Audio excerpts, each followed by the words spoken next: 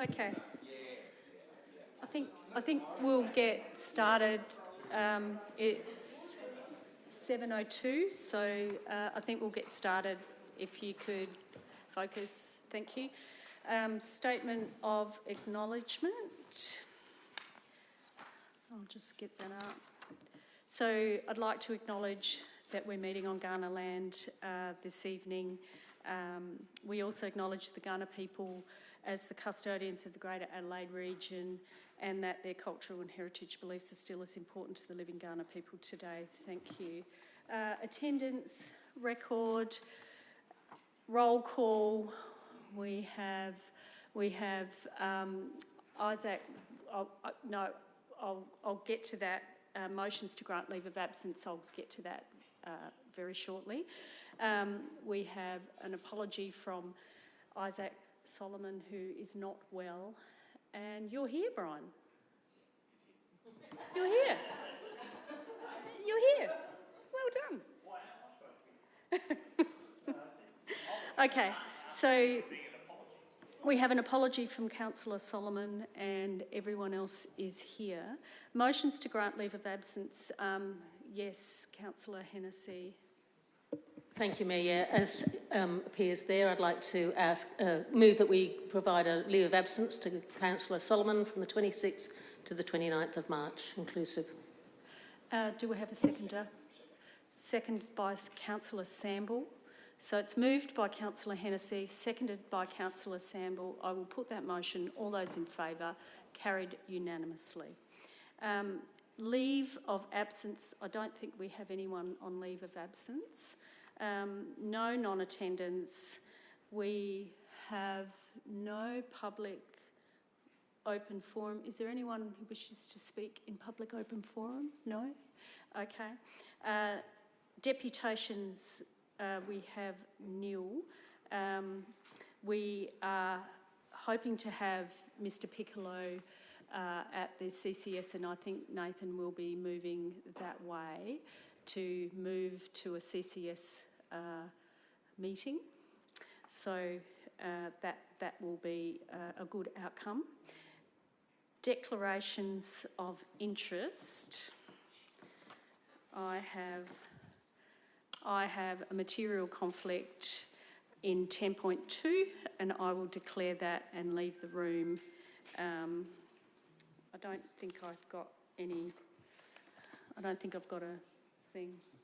No, I haven't got a form to fill out, so I will fill out that form. Anybody else with a conflict of interest? Yes, Councillor Lorna. Thank you, Mayor. I've a material conflict of interest for 10.4, and I'll leave the room at that point in time. 10.4? Yep. 10 Yes. I'll just note that. 10.4, yes. Councillor Lorna.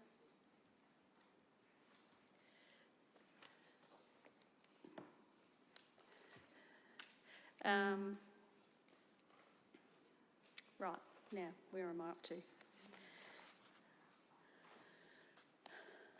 Any other? Yes, Councillor White. Thanks, Mayor Revin. I've got a material conflict for 10.12. 10.12, Gawler Business Development. Yep. Material. Councillor White. Anybody else? Yes, Councillor Shanks. Yeah, I have a conflict in 10.1. 10.1. Okay. So what type of material? At this point, it's a general, but I will leave the room anyway. Okay. I'll explain it further at the General item. conflict. I'll just put Councillor Shanks. Okay. Thank you very much. Anybody else with any conflict of interest? No. Okay. Thank you. We've done the declarations of interest. Adjourned items, we have nil. We have no petitions. Confirmation of the minutes. So, confirmation of the minutes, we've got two. We've got an ordinary council meeting for the 27th of February 2024, and we've got a special council meeting, and I'll do that one at a time. Councillor Hughes, do you wish to move that way? Thank you. Do I have a seconder? Councillor Vallelonga. Thank you very much. If there's no further discussion, I'll put that motion. All those in favour? Carried unanimously. Special Council meeting 19th of March. Who'd like to move that way? Thank you, Deputy Mayor. Deputy Mayor Davies moved. Do I have a seconder? Councillor Hughes. Thank you. If there's no further discussion, I will put that motion. All those in favour, please raise your hands. Carried unanimously. Thank you very much. Business arising from the minutes. Any business arising from the minutes? No. So I think, thank you, Councillor White, for raising the January. That was really good. Thank you very much for that. So now we move on to decision reports. Now, Councillor Shanks, would you like to declare your conflict? Mayor, if I could, I'd like to move item 10.4. Oh, 10.4? The Norma, just we have Norma representatives tonight, Yeah. just to allow them to get on with their night if they see fit. Yeah. Okay. So yeah, if I can move that to go to 10.4. Oh, right. So you don't want to declare a conflict in 10.1? When we get to 10.1, but I'd just like to move 10.4 above 10.1. Oh, if I could. sorry. No, that's all right. You did mention that to me before. Okay, so we move 10.4 forward. Councillor Shanks has moved that. Do we have a seconder? Councillor Lorna. All those in favour? Thank you. It is moved unanimously. So we now do 10.4. 10.3. Now you wish to declare your conflict? Oh, hang on. There you go. Cool, That's thank right. you. Declare a material conflict of interest as I sit on the board for Norma. Don't agree with the whole legislation, but that's not my decision to make at the minute, so I will leave the room while this is conducted. Thank you very much. Thank you. So that's there. I'm just going to move 10.2, Climate Emergency Australia.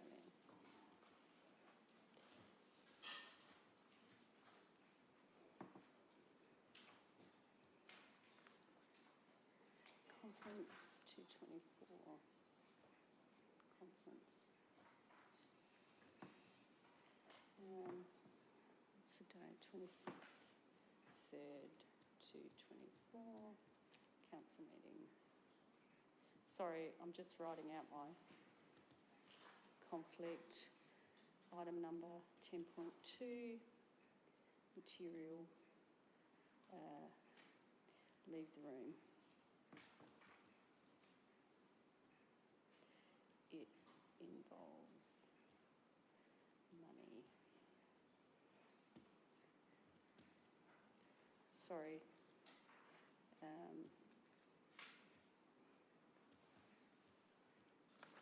That's good. Okay. So, Norma.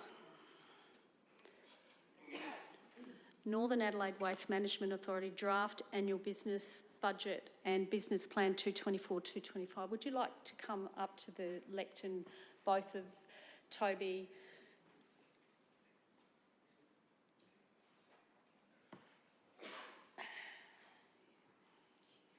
Thank you, Toby. Yeah. Thank you. Would you like to turn the microphone on, please?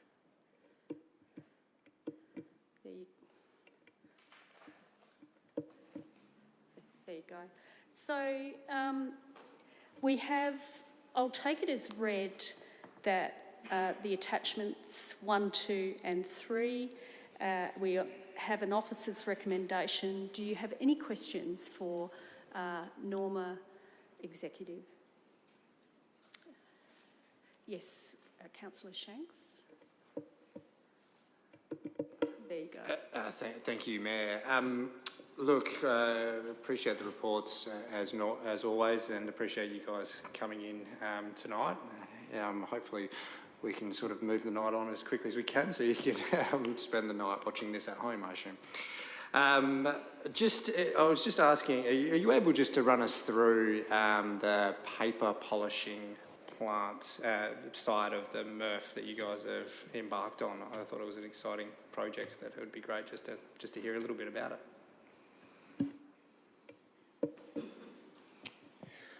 Thank you, Nathan. Through the Mayor, the paper polishing plant is innovation to adapt to the market changes in terms of making sure that how we manage paper and cardboard, both locally and internationally, is world's best in terms of contamination. So at the moment, the process that we've been putting the paper and cardboard through since about 2017 provides us with a contamination rate of about 6%. To abide by the new export laws, we've got to get that down below 2%. So this paper polishing plant allows us to do that, and then opens up the exporting routes of Southeast Asia and other parts of the world to give us better pricing. And also, it doesn't push us into just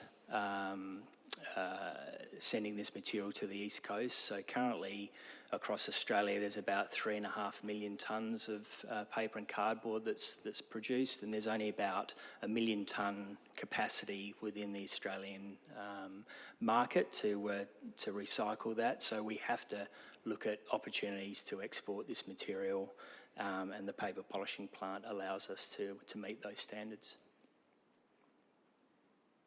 Thank you.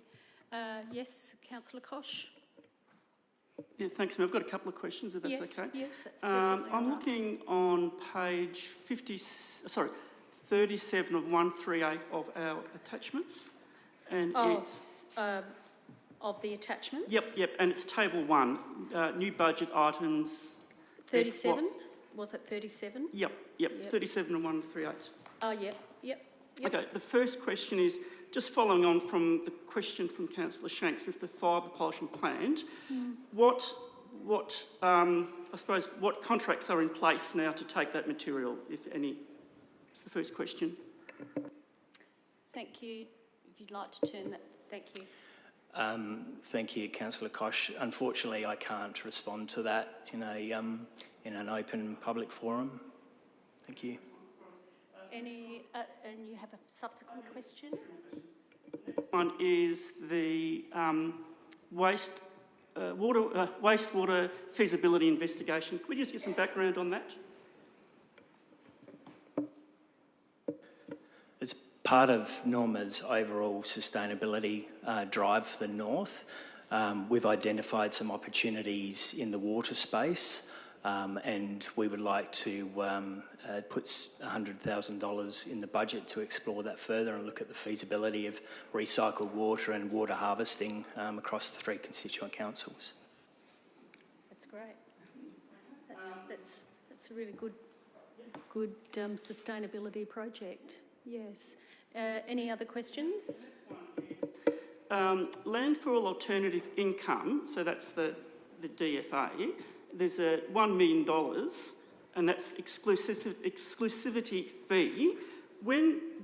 So I asked a question about that, and it came back that would happen in the next financial year in this budget. So what triggers that payment? Okay, if you'd like. Thank you. Thank you, Councillor Kosh. Unfortunately, I can't talk about the detail. We're under strict confidential rules with the developer at the moment. We're looking at the feasibility across many different levels and factors, and I will offer, no different to last year when we were talking about the DFA and moving further in the project, that we're more than happy to come back over the next month or so and provide a detailed update of where we're at, including some of the questions I'm sure that you've got, Councillor Kosh.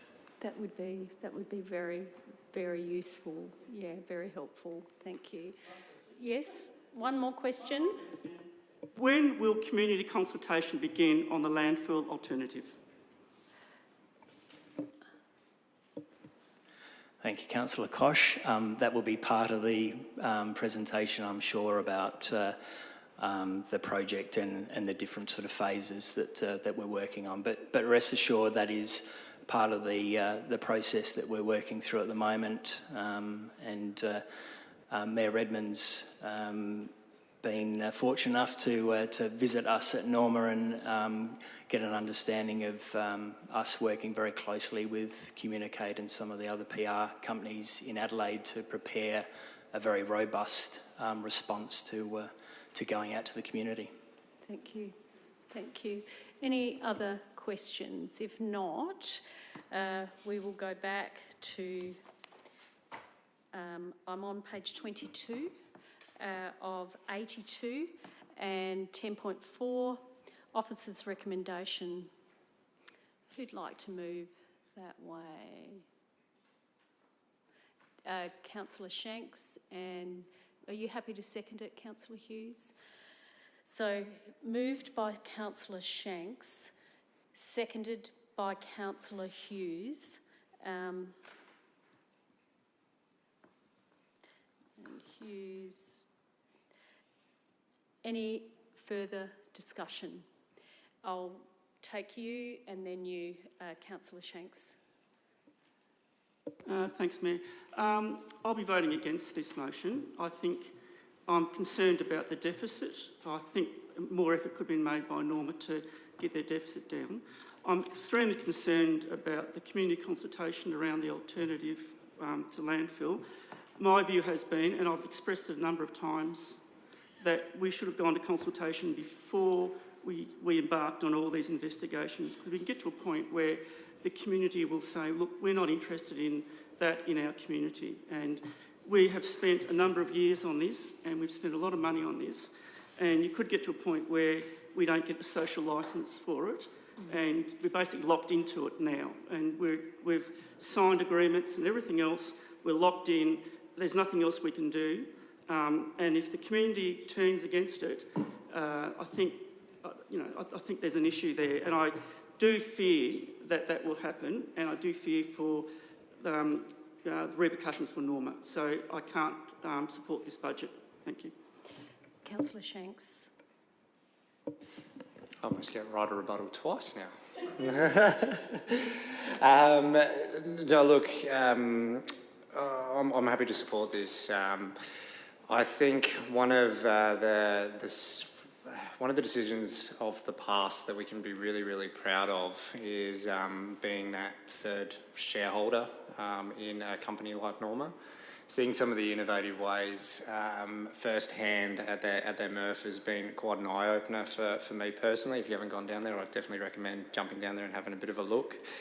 And I asked the polishing plant question, not because I didn't benefit from the answer previously, but so all my colleagues could hear some of the realisation of what's going on in the waste world business, and that's what this particular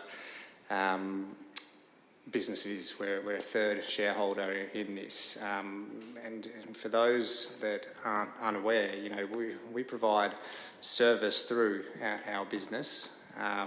The services, you know, nearly half of the 68 councils, one way or another, in this state.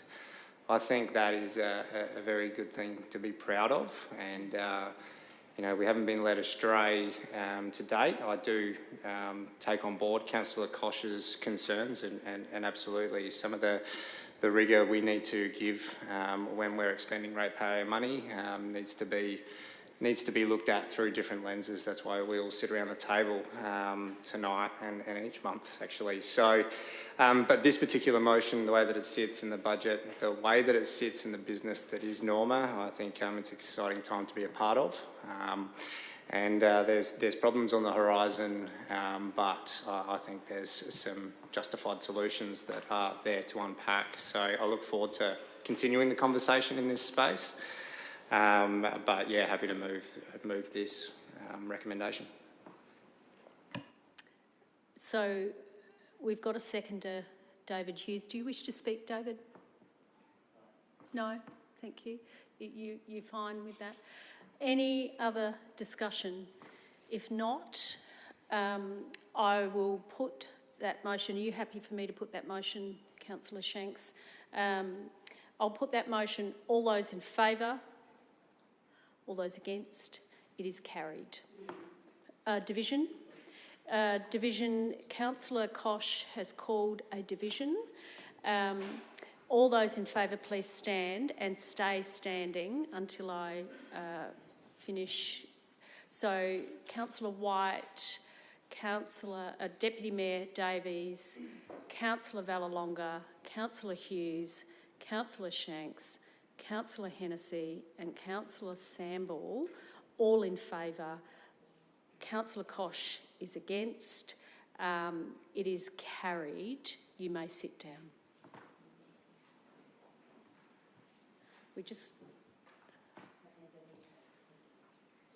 So we need, I'll just wait for the minute taker to catch up. Okay, so in favour, Councillor, yes, Hughes, Samble. Councillor, Deputy Mayor Davies it's Deputy Mayor Davies. And EY against. Councillor Koch carries 7-1. Thank you. Now we'll go back to 10.1. 10.1, and I'll ask you to declare your conflict, Councillor Shanks. Yeah, I'm going to declare a general conflict, but still choose to leave the room.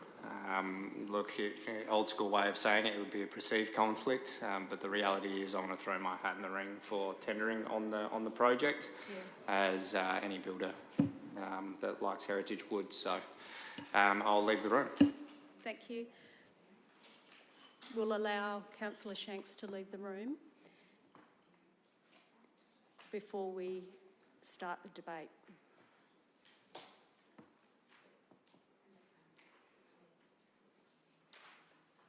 So we have, I'll take it as read, Pioneer Park Heritage Wall Reconstruction Procurement Update, and there is a design in our attachments. You wish to move that way, Councillor Hennessy? Thank you. Do you wish to speak?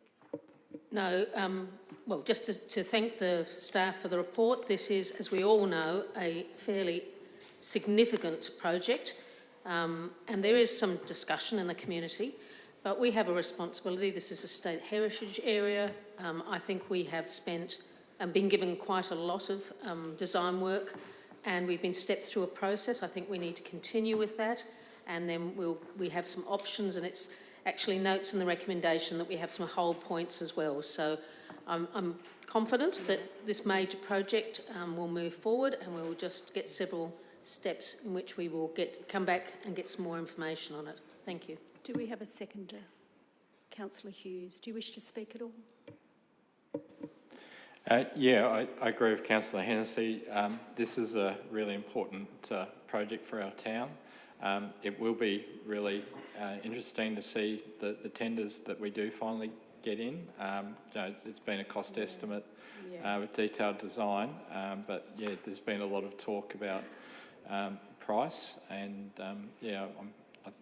I expect it to be competitive, and hope there is a lot of people that actually do tender for this work. So, and it is important work, and it is historic, and it sort of sets that northern end of our main street, and this is an important part of our town, the walls, and part of our heritage, and it is rebuilding the wall, but it's unfortunate that these walls have turned into retaining walls over time, which they weren't really designed for, and it will be rebuilt as a retaining wall, so it will have quite a lot of extra strength and extra attributes that the heritage wall never had at the start of. Yeah, it is an important design feature of our town, so I support the motion. Yeah. I think it is a defining feature of our town. It's a beautiful wall. It needs to be rebuilt. There's no question about that. The monument is outstanding. It's absolutely beautiful, and I think that's going to be cleaned up, and it's going to look amazing. So the issue of the cost is around the excavation. I think will probably take up a lot of that money, and we do need to do that very, very carefully, because it's, you know, it's an ex-cemetery. We need to understand and do that with respect, because people were never, when they were buried, they didn't think they'd be dug up. So I think it's really, really important that we do that with respect and care. So I know that the Wendy's team will do a fantastic job. You will pick a fantastic tenderer, and I know that it will be done beautifully. So yes. So any other discussion? Councillor Koch. Yeah, thanks, Mayor. I just want to clarify. We've got the final design in the attachment. Yes. And we are asking for design and construct. What happens if someone comes back for a different design that achieves the same outcome and is a lower cost and everything else? Are we actually looking for that as well? Yes. So through the chair, we wanted to write this report so it was really clear what the procurement approach was. It also was a good chance to give an update and have it on the record. Going for that design and construct does allow us to have revision of the design. So it is just a concept, it is only a concept design that we've gotten to. We've been seeking that tenderers provide us with suitable designs that meet the intent of that concept, but obviously looking for value for money and asset life as our main criteria, given that meeting the heritage value is always going to be in there. So yeah, we believe this is the approach to get, I guess, the value for money in that, and actually ask the market to come back to us with what the construction methodology they believe is best suited to the environment, given the complexities and the sensitivities around the site. So yeah, we've worked hard to try and get this, which is why it's taken a bit longer than we thought. You got another question? Just to clarify, so potentially someone could, say, put a retaining wall a little bit back, leave the wall in situ and just repair it, for example. Is that which is what happened, you know, on High Street, for example? Because I'm just concerned if you pull it apart and put it back together, you've sort of lost a lot of the fabric. So through the chair, so I mean the current fabric of the wall hasn't got any structural integrity at all, so it does need to be removed and an appropriate, I guess, modern and engineered retaining wall built. And then it's about but there's different options for people to choose in terms of doing that retaining, and then it's about how, I guess, it's not a veneer, but what the option for creating, I guess, a like-for-like heritage wall on the face, or on the face of the retaining wall will be. The idea is still that we'd be seeking for any contractor to be... I can't see you properly, sorry. I probably should be talking to the chair anyway, I beg your pardon. But the intent is that we'd be seeking a contractor to reuse as much of the existing material as possible for the actual... I guess it's more than a facade, but that probably is a good way of describing it. It's a retaining wall with a heritage facade. Yeah, thank you. Any other questions, Deputy Mayor? Yeah, I'll support the motion. I know it's a big. If you look at the budget, it sticks out as a big thing. But unfortunately, this is not something that our council has done. This is the result of short-sighted approaches from previous Gawler councils that have led to a gradual building up of problems. And similar to when we had to redo the Civic Centre, we had, the library would creak ominously whenever you went over the floor because the floor underneath it was held up by dodgy whatever they did it with for a short-term fix, you know. And so if we want to make this something that for the next 80 years is stable, unfortunately we have to put a lot of money into it, and it's a wall, but it is also, I mean, it's not just a wall. I guess the monument is the wall to some, you know, that's the most important part of the wall. And if we just had a slipshod approach to, someone do a wall, that the chance that monument would break or, you know, not be treated well is quite high. You know, so yeah, I'm not a builder, but I do understand that, you know, these are things that we need to take a high quality approach to. So yeah, I'll support the motion. Thank you. Any other discussion? Councillor White. Thanks, Mayor. I just have a couple of questions through the chair, if possible. Yes. I've got three, so I might say them all at once. So, first of all, just in regards to the funding side of things, is there potential for grants externally, and has that been looked into? And if so, what sort of options are there? Secondly, I understand that the more detailed design will then come back to council. If that design comes back and council chooses not to proceed with that, is there a rough ballpark figure of a cost estimate for how much that detailed design will cost? And thirdly, is there any way that council could incentivise creative or more economical solutions for those who would like to put in a tender when we go out to tender for the wall? Yep. Wendy? Yep, so through the chair. So in the previous report, I think it was October last year, so that did outline the grants, and there really aren't many. There is a $20,000, I think it's a state heritage grant, which really isn't going to go much in the way. And I probably think there's some better ways that we could use that where it would actually cover more of the cost. There's no big scale heritage grants, unfortunately, for infrastructure this size, particularly at our scale. So yeah, I'm sorry, no. I think we did extensively research that. In terms of the detailed design cost, and look, there is the chance that you might, through that hold point, say, well, we don't want to proceed with that, and can you go back and look at other options? And that's a bit linked to your third question, really. I can't tell you how much it's going to cost. Like, you know, if you wanted to do a back of the envelope estimate, you know, detailed design is typically 10% of the total construction cost.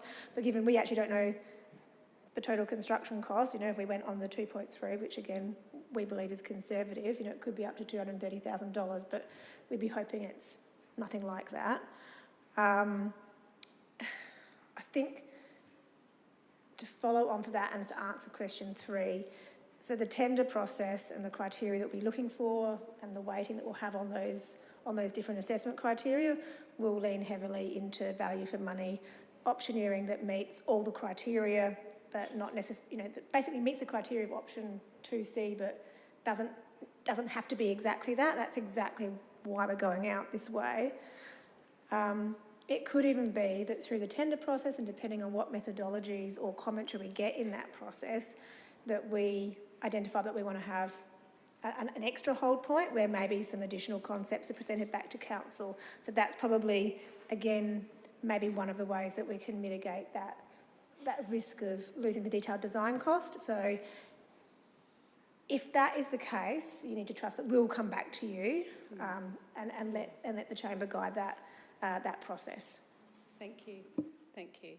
Okay, you've got another question? Yes. Thanks, Mayor, and thanks, Wendy, for the answers and your team for the detailed report. I really want to acknowledge and appreciate the work that's been done.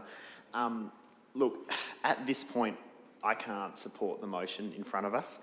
I, first of all, just want to start off by saying I really do enjoy our heritage. I do love history, and I think Gawler has so much heritage on offer, but I just keep going back to a few things, one of which is our current financial position, and we're looking at a ballpark figure of $2.3 million. I understand there's obligations and requirements to maintain our heritage and maintain our walls, but I just can't hand on heart say that, yes, I'm going to vote right now for us to be in a position to spend up to $2.3 million on a wall when that is 5% of our operating budget staffing costs are just under 20 or so. So it's a lot of money. It's a huge budget item. It's money that we're borrowing to spend that we're then going to charge our ratepayers for financial costs moving forward. So two things. Either I would say we can't afford this right now, and if you don't have the money in the bank to do something, you just have to work out a cheaper way to do it. Now, I'm not saying we do nothing. Of course we need to do something. The wall has been sitting there like a sore thumb for 2 years. We have to do something. I'm just not convinced that this is the right way at this point in time. The other thing is, if we can afford it, I can't hand on heart say to our residents that this is $2.3 million well spent. Now, I understand there's plenty of members of our community that are very passionate about their heritage, and I appreciate that. However, I could think of 100 other more crucial, more important opportunities we could spend that money on in our community. So I can't hand on heart say that this is going to pass the pub test, for lack of better terms. We really need to ask the questions about value versus worth. Now, I understand that, yes, this isn't committing to that. There is a design and construct, and I really hope that we get some Sydney Opera House style tenders come in where there's really creative and interesting solutions. I unfortunately wasn't at the October meeting, and going back and reading the reports, I understand there were a number of options. Was I there? I probably would have brought this up then, but I understand there is still a chance to interject now, and that's why I'm saying my piece now. I want to reiterate that it isn't too late to go back and look at other options. Do we really want to rebuild a wall from scratch that won't actually be of the same heritage value that it is now? We're talking about a complete redesign and reconstruct. Is there other ways, more cheaper options for either A, to not only, I guess, save our piggy bank, but B, we actually can't afford it? That's the simple truth. Like, yes, this has been budgeted in, but we keep going on that our financial position is in a really poor shape, yet we're willing to spend $2.3 million on a wall. That's my position at the moment. I understand that you won't all agree with me, which is totally fine. That's why we're here to debate this. But I really just need to get across that I can't wholeheartedly support this spending on the wall as it sits at the moment. I really would like to see some more options presented and some more creative and cheaper ways, because I can't turn to our community and say, yep, we just spent $2.3 million of our budget on this wall and that was a good idea. I can't do it at the moment. So therefore, I can't support this motion at the moment, but am, of course, very much willing to move forward and explore other opportunities, and whatever the outcome is, very much continue advocating for the most economical and best option for our community. Thank you. Thank you. Councillor Koch. Yeah, thanks, Mayor. Look, I will be supporting this because this is a design and build concept process, and there is a hold point. And I would hope that the design and build, the price would come down. I think 2.3 is probably at the far end, and I would hope that it'd be so competitive that would get a competitive quote in.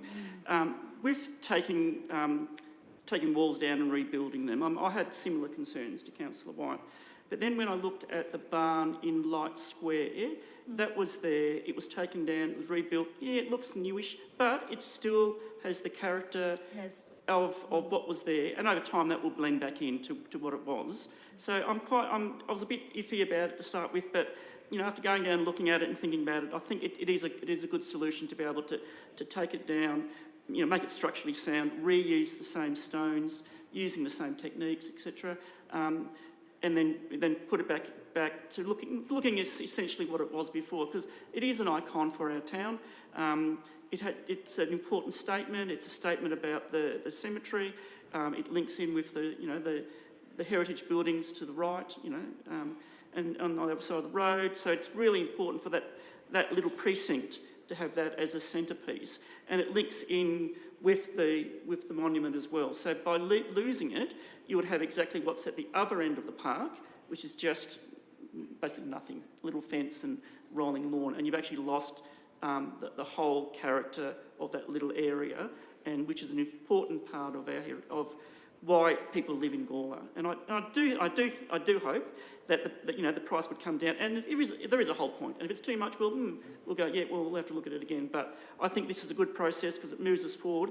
Otherwise, we'll spend another 5 years with things propped up against walls like we had up on Lindock Road at the primary school, and people were pretty angry about that, really. So we should have learned our lessons from there.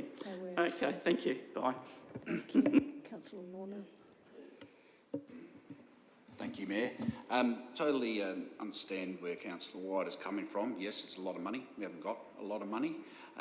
However, I do believe, the staff have really come up with the best solution for a bad situation. As Councillor Davies pointed out, we are trying to repair something that's been neglected for many, many years. Yeah. We really do need to hold the heritage of the place, to rebuild the wall and make it look as authentic as possible is really a good thing. Also for the wall to be able to actually become fit for purpose, to be part of a retaining wall, is pretty much what I feel that we need to be doing in this space. So I will be supporting this, and thanks staff for doing all the work. And it's good that we've got hold points, as Councillor Koch has also put through there. We can continue to review as we go along, and hopefully some people will come up with some great designs at a lot less money. It'll be lovely. Yeah, we'll see how that goes. Great. That would be fantastic, wouldn't it? Any other discussion, Councillor Sample? Thank you, Mayor Karen. My thoughts go with Councillor White, but it's interesting to hear other comments about this particular area. But I need to say one thing. This has been going on for quite a while now. This is the first report that this council has received, the first report. And I think you've heard me time and time again say about the monument. And I need to make it very clear to you that the little statement here on the side, I thought I might have read something in here about how the monument itself was checked, but nothing. It just says it deems to be in suitable condition. Well, we'll wait and see about that. I'll probably be dead and gone, but you can talk about Sambo afterwards and say, remember when the truck hit that thing?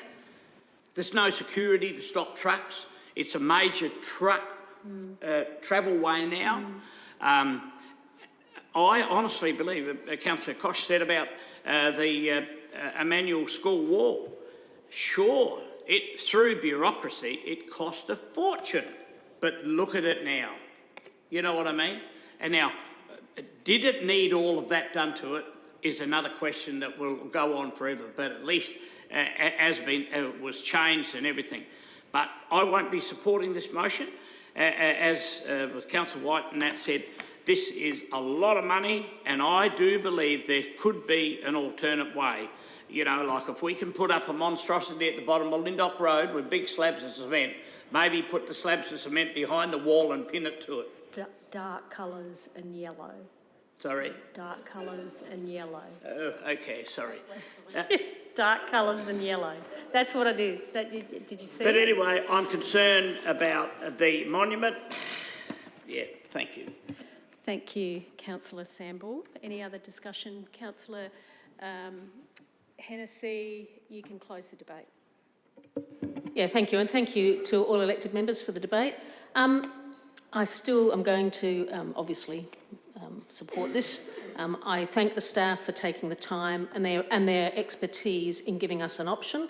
I agree with Councillor Koch. We do need to learn, and we do need to get on with this project and see what the market brings back to us.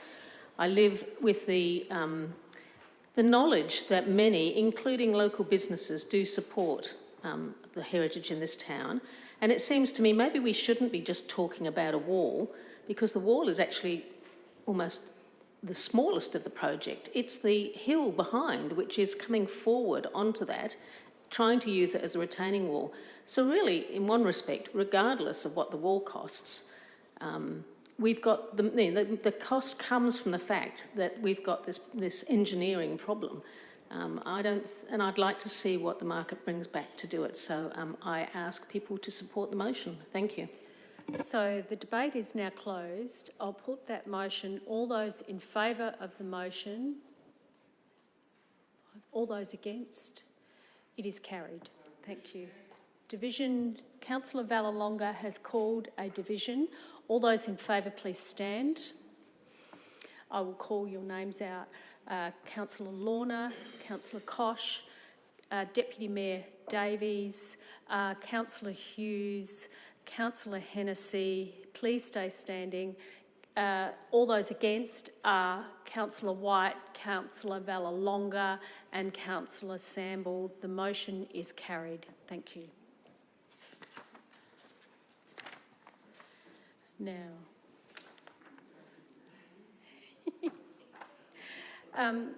I need to declare, we're moving on to 10.2. I need to declare a material conflict as it involves money, so I'll be leaving the room and Deputy Mayor will be taking the chair. Sorry, oh, I've just got to get up. Just got to get up.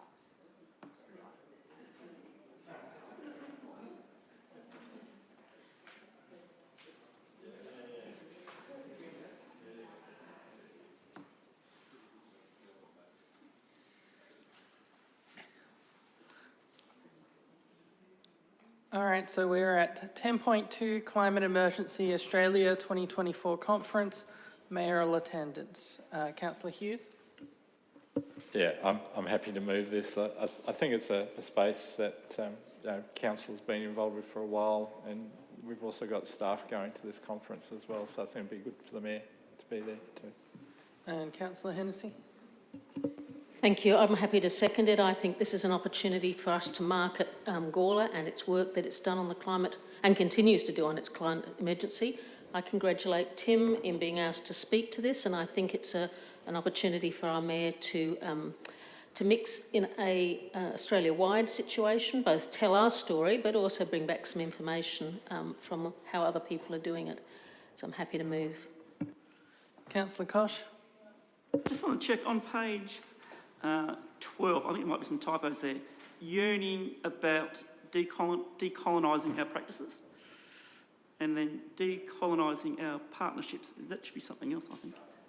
There should be learning about decarbonising.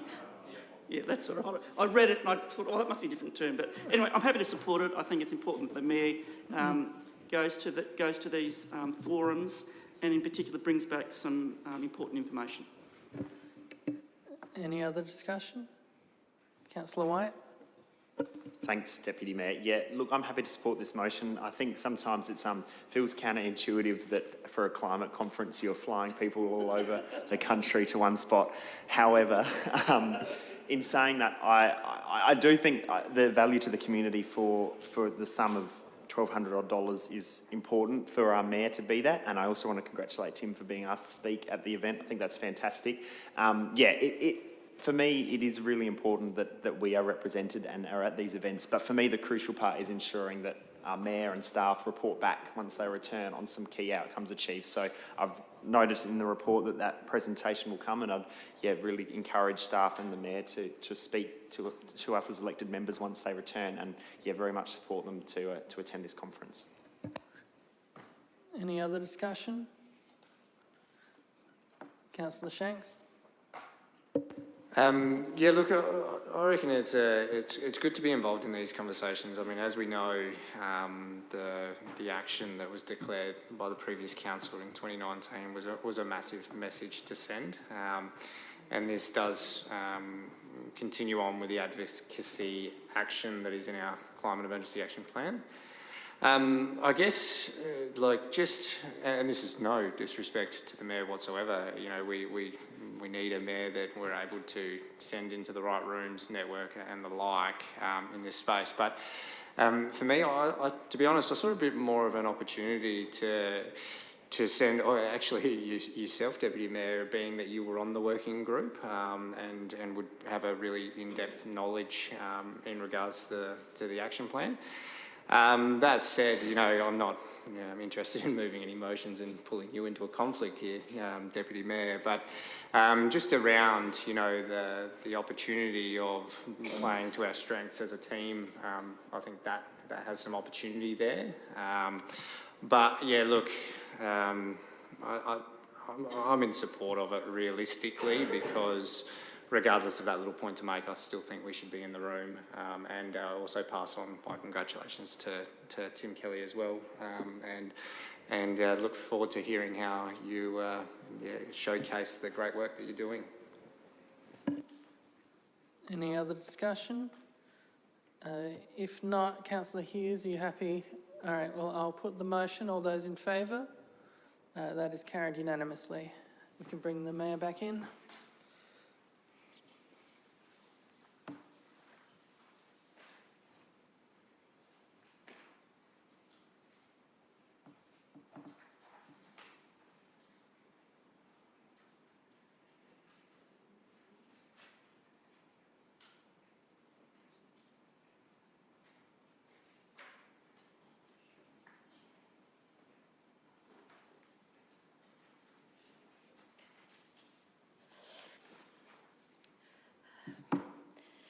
Okay, now 10.3, I'm on page 15 of 82. Review of South Australia's climate change legislation proposed submission. I'll take it as read. I'll take the attachment as read, 1 and 2. So any discussion? Do you wish to move the officer's recommendation? Thank you, Councillor Shanks. Yeah, thank you, Mayor. Yeah, just quickly, as always, thank you for the update. Yeah, there's a lot of work in this space when we talk about the advocacy. I'm really glad that in the working group we did highlight that quite clearly throughout the action plan, and we're really seeing that come to fruition, along with the other work that's happening, obviously, in lowering emissions.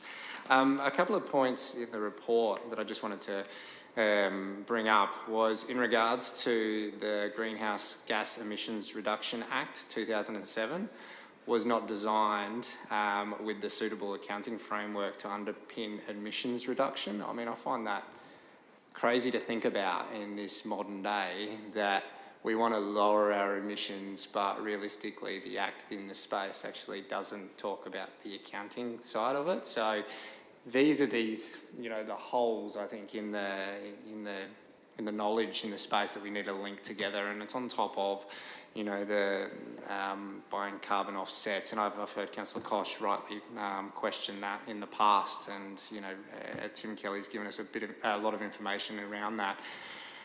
So unless we keep, you know, that consistent presence in the space, I think we won't get those changes that we obviously need. So once again, happy to move this report, and yeah, I look forward to keeping on reading and educating myself in the space. Do you wish to second and you wish to speak? I will, actually. Yeah, thanks. I might be, I'll ask you to speak, and then I'll get Tim Kelly to come up and give some clarifying comments. So you go thanks, right mate. ahead. You go right ahead, Councillor. Yeah, happy to support this. And though it's not mentioned in the reports, there is a lot of greenwashing happening in the world, and with the carbon offsets, etc., and the way people account things, hopefully we can sort of sort some of that out, so we can actually get rid of that greenwashing, and people actually do, you know, substantive actions to get their carbon footprint down. Thank you. Yeah, I might go to Tim Kelly just to provide some clarifying comments. Thank you, Tim. Through the Chair, thank you, Mayor Redman. Yes, I believe that it's very important that Council has a strong say in this proposal to amend the climate change legislation. It has not been significantly reviewed since 2007, and when it was created it was world leading, but it hadn't really planned ahead for all of the other things that you would need to achieve a net zero target. So now is the opportunity for that integrity, the detail, the accounting practices to be built into the legislation. If for nothing else, it provides community councils, community householders clarity in what they're doing. And it's very unfortunate that the way that the proposal is drafted at the moment, that the role of community is not clear in it.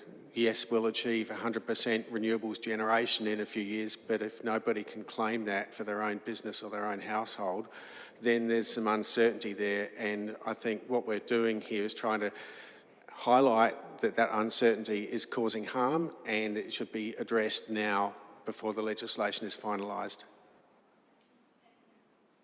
What will you be talking on next week at the Climate Emergency Australia conference. It's coming up quick. I thought it was a couple of weeks away. It's a couple of weeks away, yeah, it is. Yeah. And it's very much around this very issue of clear and consistent rules for renewable electricity and carbon offsets, because at the moment there is a lot of confusion in the market, and particularly in South Australia, people are not sure whether they should just sit back and claim the ever-falling emissions in our electricity grid, or whether they actually have to take action to buy renewables to claim renewables. And offsets follow a very similar pathway of confusion. So I'll just be speaking a little bit about the advocacy in what the town of Gawler has been doing with Climate Active, with the Corporate Emissions Reduction Transparency Reporting System, and with our engagement with federal and state governments in establishing this clarity. It is just so important so that we can move forward together. I think that's going to be a fabulous presentation. I think you'll nail it, Tim. Okay. Any other? We have a mover and we have a seconder. Any other questions or for Tim or any comments? No.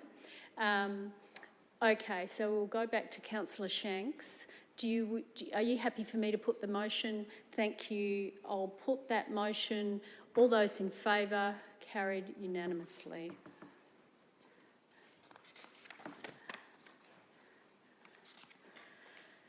We've done 10.4. Appointment of acting CEO. Do you need to declare a conflict or not? No? Do you? Okay. What would you like to do? Well, it's a general. I think it's a general conflict thing. Yeah. You can stay in the room. I won't. I'm not voting house anyway, so I just sit here and not say anything. Okay, all right. So appointment of acting CEO to Norma Board. Deputy Mayor, do you wish to move? Yeah, and look, I think this is quite a simple one. I don't even think the acting CEO has a conflict, because we appoint councillors to committees and stuff all the time. Yeah. This is just basically the previous CEO was our staff rep on there, and now we need to fill that vacancy. Thank you. Do I have a seconder? I think I saw you first, Councillor Lorna. Yes. Second, do you wish to speak? No? Okay. Councillor Lorna. Yes, Councillor Shanks. Yeah, look, happy to support this. I just want to quickly touch on this conflict of interest debacle. That's all I can really call it at this point in time. Having our acting CEO on the board, I think, is our best bet to ensuring that we get that information coming back through to the chamber. Because at this point in time, the legislation tells us we need to kick out our colleagues that we place there to make decisions for the best interest of Norma on behalf of council. Yes. As our colleagues that should report back to us. We do need to follow up on the LGA of where they're up to with that. Yeah, no, I don't disagree. I don't think anyone in the room disagrees with the nonsense that particular provision is. That did not evolve for the betterment of governance, in my opinion, but anyway. So anyway, and that's not a crack at anything to do with the Town of Gawler staff. This is just merely how the rule book changes to make the game worse, in my opinion. But yeah, look, happy to support this because again, we rely on our members, and especially the weight is on your shoulders, Andrew, because funnily enough, you can stay in the room and contribute into the conversation because you are that staff member. So. We look forward to receiving the updates and not cross-checking them with our colleagues. Okay, thank you. Thank you. Any other discussion? If not, Deputy Mayor, are you happy for me to put that motion? I'll put that motion. All those in favour? Carried unanimously. Gawler River, now I am on page 28 of 82. Oh, sorry, yes. Sorry to interrupt. I just quickly, seeing as we have another guest who's presenting tonight, I was just going to move that we move 10.12 forward in the agenda, just because we've got plenty of items before then. Oh, the yes, Gawler yes. Business Development Group. 10, you want to move that forward? Move that forward. Do I have a seconder? Councillor Vallelonga. So moved by Councillor White, seconded by Councillor Vallelonga that we move 10.12 forward. All those in favour? Carried unanimously. So now we go to 10.12. Now I just need to find it. I found it. Found it. Oh, you've got a conflict, so yes. Thanks, Mia. I've just got a material conflict with 10.12 as I've provided paid services to the Gawler Business Development Group, so I'll deal with it by leaving the chamber. Thank you. So we'll allow Councillor White to leave the chamber. Oh, there we go. You want to give them, yeah, do you want to give them to, yeah. So we have, Karen, do you want to come up and answer any questions just on the lectern? We've got an officer's recommendation that council approves. Would you like to read that out, CEO? Use your microphone. Thank you, sorry. Through the Chair, the recommendation is that Council approves a 12-month extended term to the Gawler Business Development Group as provided for within Clause 5.2 of the funding agreement between Council and the Gawler Business Development Group that commenced 1 July 2022. 2, notes that the extended term provides the Gawler Business Development Group with funding under the existing funding agreement through to 30 June 2025. And 3, notes the Gawler Business Development Group's annual business plan for the 2024-2025 financial year. So that's what we're voting on. Thank you, Andrew, for reading that out. You happy to move that way, Councillor Hennessy? Yeah, I am. And in speaking to it, I like the report and I like where we're heading with this, and I sense a new burst of life, perhaps, in the way that the Council and the Business Development Group are going to work together. I'm particularly interested in the paragraph on page 55 that tells us that the Business Development Group and Council staff continue to collaborate on efforts to deliver on the Gawler Economic Development Strategy and the Gawler Tourism Plan.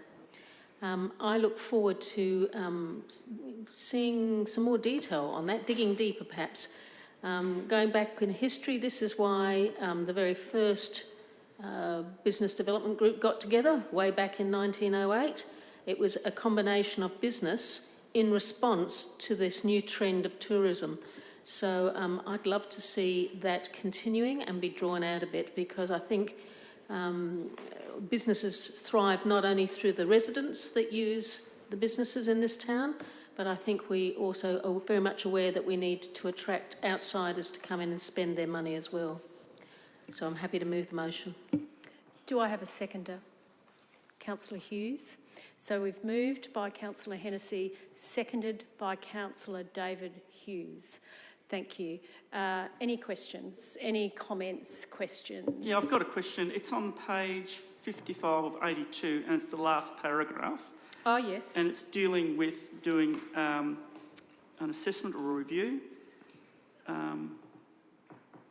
Doing a review.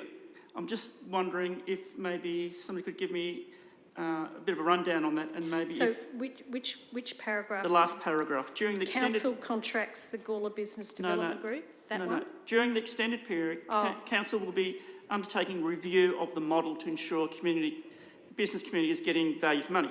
So I'd like to understand the model, and maybe if Ms Braun could make a comment as well, that'd be nice. So who would like to make a comment? Maybe first you, David, and then Karen? Thank you. Through the Chair, one of Council's strategic risks been identified in the economic development space, and so part of our internal audit plan is to review those strategic risks and ensure that we're delivering on ways to mitigate those risks. The Gawler Business Development Group is key to our economic development viability within our town, so we are undertaking a review of the model to ensure we're getting that. As the report states, scope and timing is not yet determined, but that will be coming back through Council's Audit and Risk Committee in May. So stay tuned to that report for the May Audit and Risk Committee report about that scope and timing, but it will be done over this next few months period in advance of us having to have further negotiations with the Gawler Business Development Group about future funding models and what they may be, noting that we'd have to make a decision by December this year, so Council would need to make that decision regarding whether there's a new model, same model, different model, whatever that might be, so that we give enough notice to the Gawler Business Development Group about the new regime from 1 July 25. So I might go to Karen now. Yes. Yeah, thanks for that, David. As David said, Councillor Koch, discussions haven't commenced yet, so there's not really a lot I can say other than watch this space. Okay. What would you like to make some comments? Just another comment. Karen, are you comfortable with that? That's the main thing. That's what I want to... Is the Gawler Business Group comfortable with having a review? Absolutely. You know, anything anyone does in business or any other part of your life needs to be reviewed at some point. Okay, thank you. Okay, Councillor Shanks. Oh, there you go. Oh, there you go. Yeah, thank you, Mayor. As always, thank you for the reports from both staff and Gawler Business Development Group. Just picking up a couple of the themes that I picked up on in the report, and correct me if I'm wrong, but I just saw some of the projects that you moved to modify. Which, to be honest, I think is a smart move in an ever-changing atmosphere. So just in regards to process, walk me through the motion or the report or the recommendation goes to the board supports the idea, then there is a process where it involves we've gone through, there's some factors that have changed. Do you then need to come back to the board to seek the endorsement of the modified outcomes? And then obviously some of the modifications, it said, oh look, going out to market actually proved to be a bit over the budget, so we actually pulled some internal resources and are delivering internally. So just a little bit of elaboration around that if you could. Yeah, that's exactly right. The particular project that you're talking about is the mystery shopping project, I think. And when we first sourced quotes on that from the general population, different people who were delivering it, it wasn't too bad. It was going to be quite a nice fit for a small project, but that was at the very end of COVID when we first started getting those prices. Everything has skyrocketed and it's now just way out of our reach to do the same project. So we've done a lot of research on ways that we can actually do it ourselves effectively, and that is what's going to occur. That information was taken back to the board. The board had a discussion about it and agreed that yes, it would be much better for us to do it ourselves, and that doesn't mean one of the GBDG staff going out and doing it, because it would be like, hello, I'm here to do a mystery shop. But we do have plans in place for other people to come in and do that, managed by us. Thank you. Thank you for that. Yes, yes. Also, I actually had this question down for Kevin, the new chair. I was just, so you fall by default, Karen. Just checking in on how your membership's going. I'm always interested on the mix of membership in the business development group. I'm just sort of, checking in on that. Oh, that's better. The commercial membership is pretty well static. It stays the same. It goes up a little bit, goes down a little bit. So as a business might leave the town, a new one comes in. And so that level of membership is always around the same. What we do see variances in is the voluntary membership, and that's people who are home-based, mobile businesses, businesses outside of the Gawler area who want to utilise some services. And so that's where we see the differences. The rate at the moment is a little bit higher than it was this time last year, mainly because the Tammy's Table program is just going really, really well. We're into, I think, year 4 now, and we're now running 3 groups, and we've got a wait list. So that tends to be what people are taking advantage of. Yeah, Councillor Shanks. Sorry. Yeah, perfect. Thank you for that information. I was actually meaning board membership, though, as in members on the Gawler Business Development Board. Because absolutely, you would be the best suited to answer the question you just answered. But I meant, yeah, just your board. Thanks. Yes, we do have a few vacancies at the moment, but we're sitting, I think we've got 9 now. We've got 9. We've just had someone come back onto the board that was on the board probably 3 years or so ago.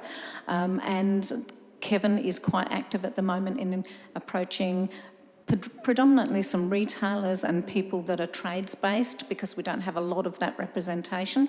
So there are, I think, 4 spaces left, so we are hoping to fill all of them. That's great. Thank you. Councillor Kosh. I have a question.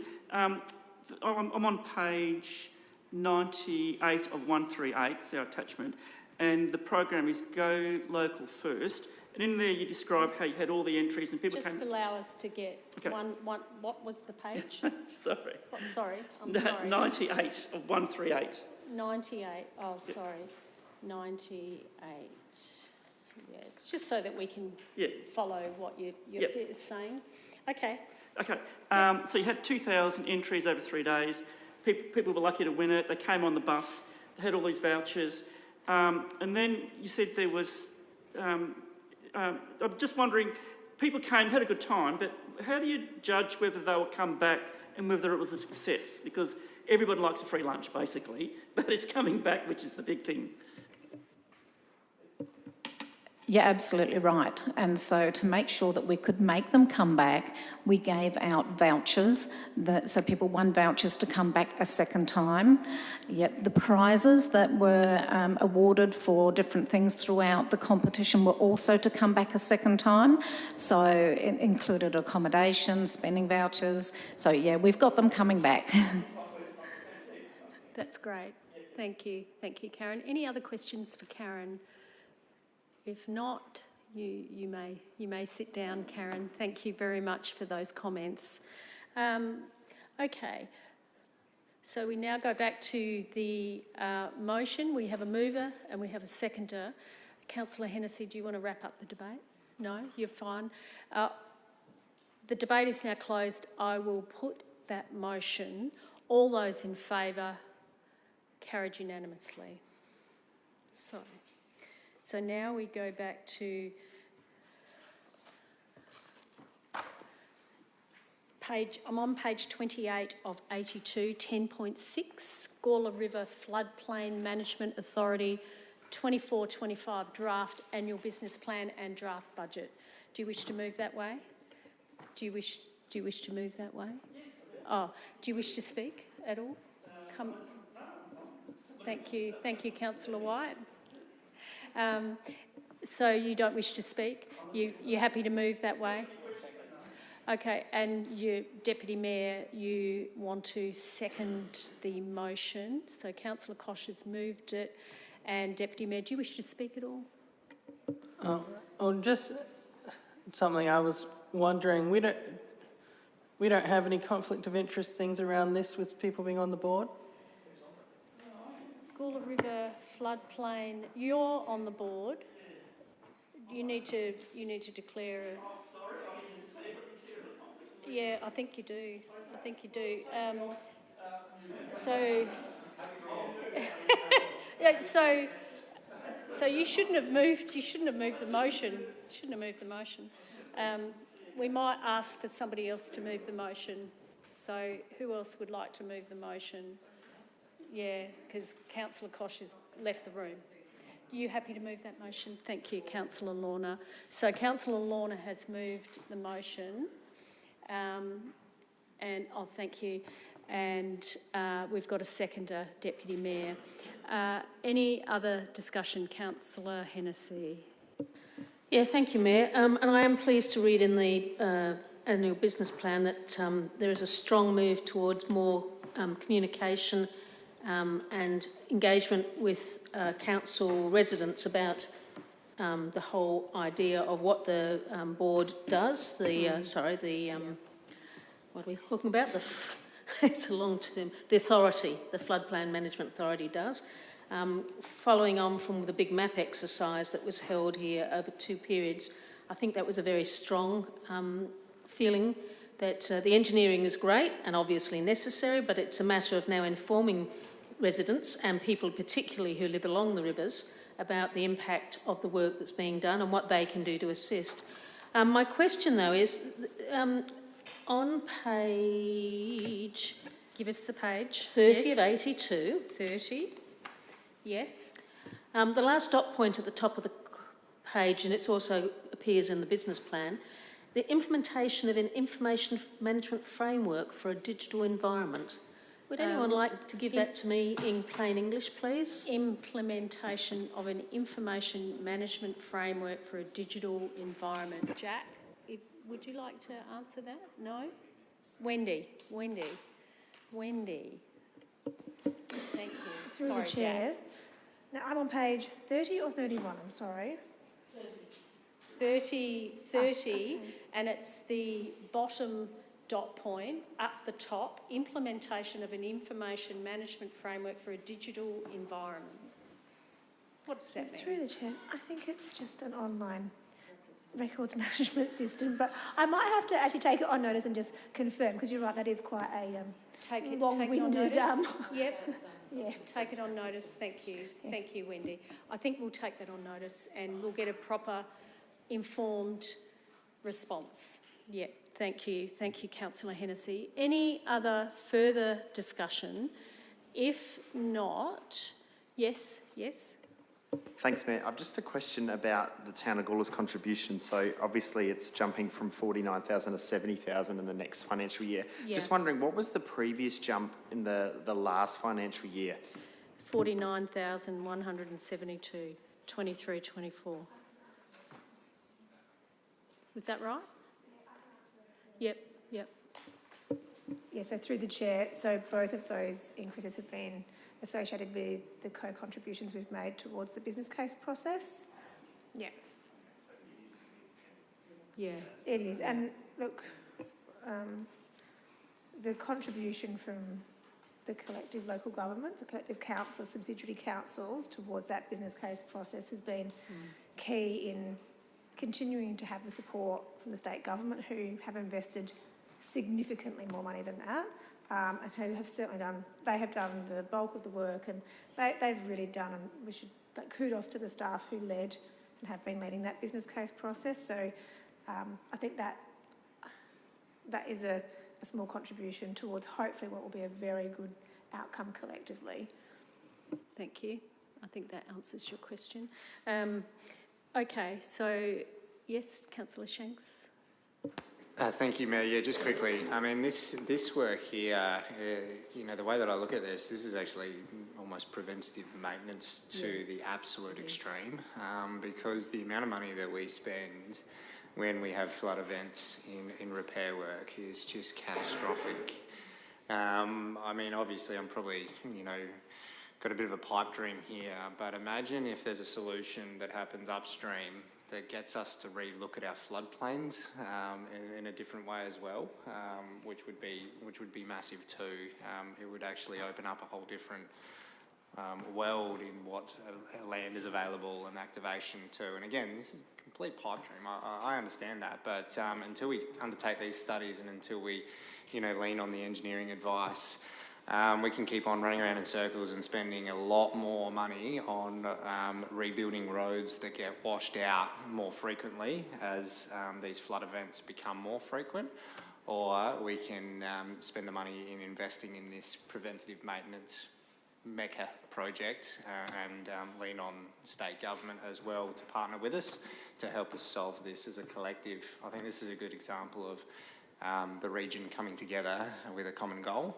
I'm disappointed in the Barossa Council pulling out, if I'm being honest, but they haven't yet. Okay, sorry, I stand corrected. Sorry, my Barossa counterparts. So yeah, look forward to seeing where this takes us. It's been a long journey and it's definitely not over yet, but yeah, I think we're in the right direction. Thank you. Any other discussion, Deputy Mayor? Yeah, just to add on to what Councillor Shanks says, these preventative measures are often the easy things to cut out of budgets, because there's probably not going to be a flood, next month, etc. And then what happens Don't is, know. yeah, Don't know. and then what happens is that there eventually is one, and it becomes a big problem. And this happened with. Obviously, the biggest example is COVID. When that hit, there were a lot of governments that had gone, why do we even have this plague prevention thing in our budget? Surely, that happened 100 years ago. Surely we don't need that anymore. But it turns out that it's very important to have. So yeah, just full support for this kind of thing. Yeah. It is an important contribution that we make for the Gawler River Floodplain Authority. It's a collective response. It's not just Gawler's response, it's a collective response. And it starts with Adelaide Hills Council. It goes down to the Barossa, it goes through Light, it comes to town of Gawler, goes to the city of Playford, and then it hits Adelaide Plains Council. So it really is a collective response, and we have two rivers that form the Gawler River, and that's in the middle of our town, and we get a lot of flooding, and when the South Parra breached in 2016, overnight, it hit that ford, and we got no funding. All the politicians had photos next to that. I think the Prime Minister came.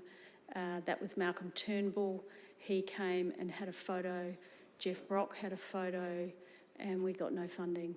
So it is. We do need to try and get external funding for our stormwater management policies. So yeah, I think it is a high risk for Gawler, and there's lots of flooding areas in Gawler, and we need to protect those people to make sure that they don't get flooded. Yeah, because we don't want any loss of life.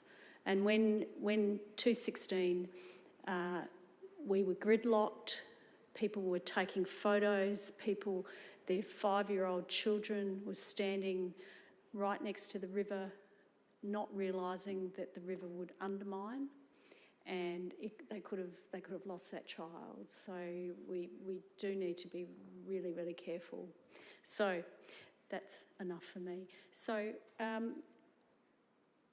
Councillor Lorna, are you happy for me to put that motion? I'll put that motion. All those in favour, please raise your hands. Carried unanimously.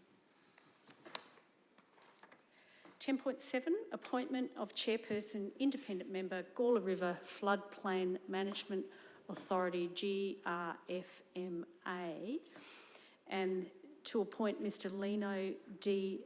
Lernier to the position of Chairperson and Independent Member of the...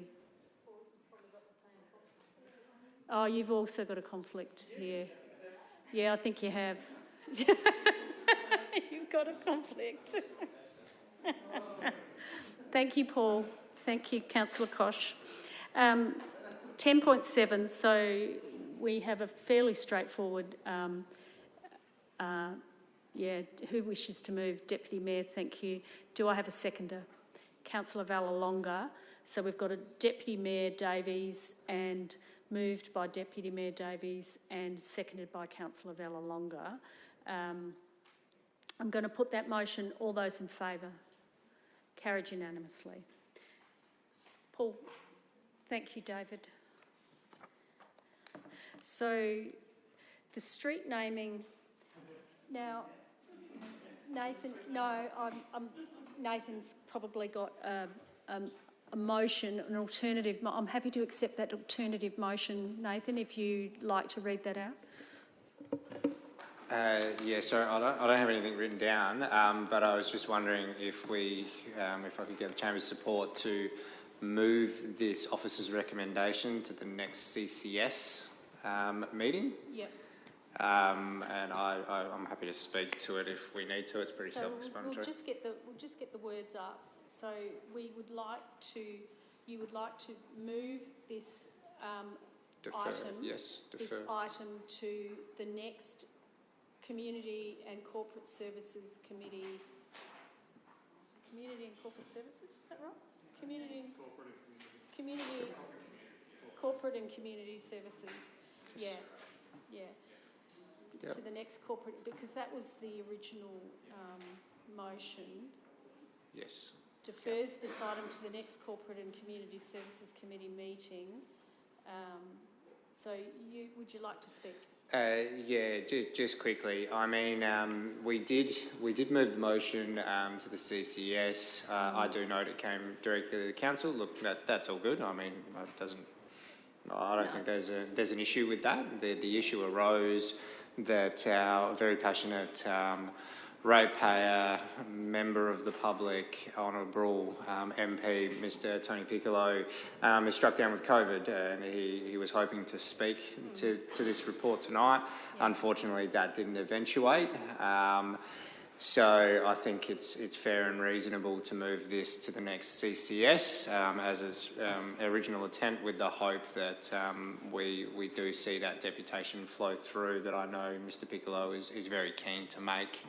And then we can tease out some of the options that are available to us in the recognition of these two great personalities in the town. Do you happy to second?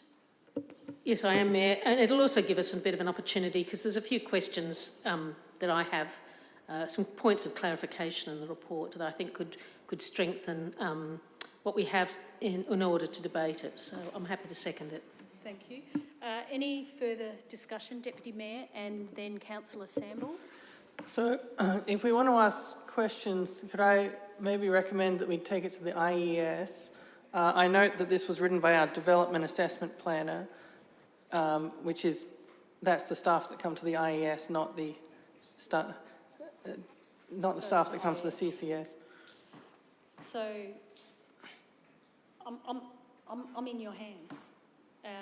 So if you want IES, so it's probably fits better with street naming, IES, corporate and community services. Well, the original motion was that it go to the Corporate and Community Services Committee. That was the original motion. The consent of the seconder. The mover, with the consent of the seconder, defers this item.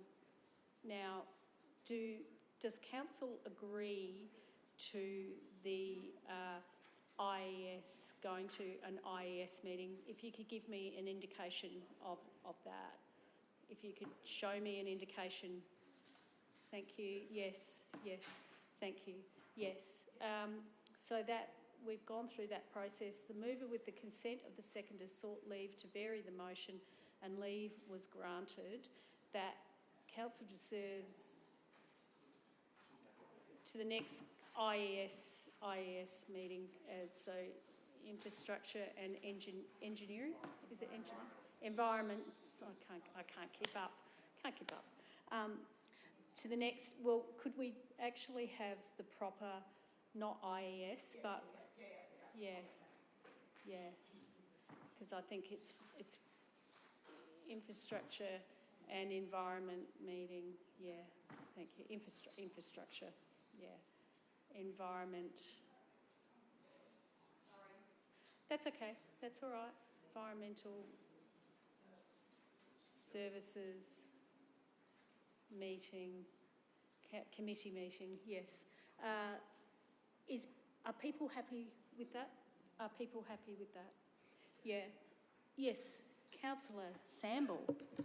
Because we've received all these papers, and as people go through them and pick all these things out, and I quite often, whether Councillor Hennessy ever sleeps, she seems to be able to pick things up that I never ever knew was in there. But yes, Tony, the member for Light, Tony Piccolo, has raised a few issues which Councillor Shanks mentioned here tonight, and because of the hour, which is pretty early, we don't need to get home until my movie starts. And the thing is with it, that there's a few things here, and one in particular is what Mr Piccolo is saying on page 76 of 138, which is a pretty important issue because it's a mixed bag. It distinctly states here, all roads, if named, will only have one name. And that is what I believe Mr Piccolo is saying about Jack Clark and these other things. Can there be some discussion on this tonight, or was this going to close the discussion tonight? Well, because we've already got the information. we're going to defer it to the Infrastructure and Environmental Services Committee meeting, and we'll discuss it then. So I take these up the farm and use them in the toilet. No worry. Sorry, Brian. Yeah. It just allows Mr Piccolo to have a face-to-face meeting with us, and I think that would be much better. Okay, so Councillor Shanks has moved, seconded by Councillor Hennessy, that defers this item, request for new street names to the next. Oh, so we're not doing the second one, we're doing the first one? Okay, so to the next Infrastructure and Environmental Services Committee meeting. Do we all know what we're voting on? Okay, so is there any further discussion? Yep. Yeah, if there's not, I'd just like to close if I could. Yeah, you sure can. Just to respond to Councillor Samble, the process here, I think, the way I understand it, is exactly the same report, won't be rewritten. It will just move to the IES.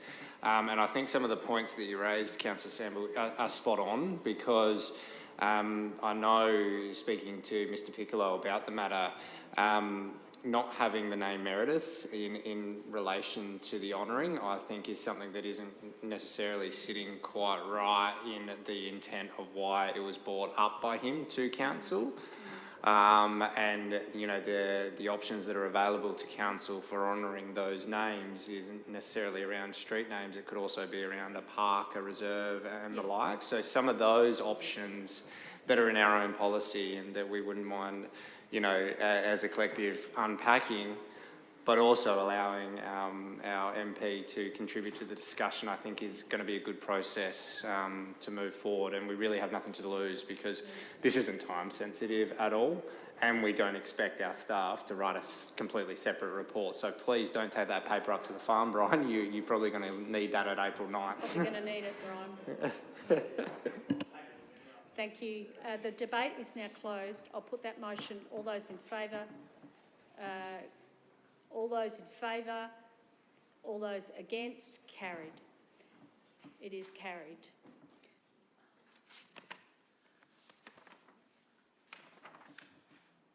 Audit and Risk Committee membership. So we're asking for a councillor to the Audit and Risk Committee for a 20-month term, reappoints Ms Christine Hahn as an independent member for a further 2-year term commencing from 1st of July 2024. I will be on the Audit Committee, yes. So, yeah, so you join me. No? No takers? Yes. I sort of wanted to let the room, just to see what the avatar was there. I think a very important committee, and I hope it's not taken as a disinterest, because obviously it's one of the main cogs that drives the business that is council. However, I couldn't put my hand up for a 20 months, so my alternative was that appoints Councillor Shanks concluding November 2024. Just as a revisit, to be honest, I don't want to personally commit myself for a 20-month cycle and then have to move a motion to say, look, my workload is I think that's fine. under the pump as it sits. Like, I don't know where I'm going to fit this in, but I will, because I think I tick some of the criteria that is in the report. And look, I acknowledge and thank Councillor Koch for opening up the space and to not take the opportunity, I think would be an opportunity missed. November 224? 224 to this stage, you know, So like we'll that. just change that to 224. So yeah, I'm happy to move that Councillor Shanks and November 224. Yep. 2024, sorry. 224, yeah. And reappoints Ms Christine Hahn. Yeah, okay. So Councillor Shanks. Nominated, yep. So we'll put his name in there.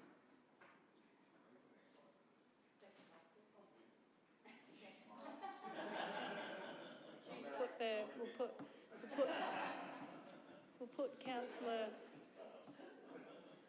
we'll put appoints Councillor, put Councillor Shanks in there, self-nominated.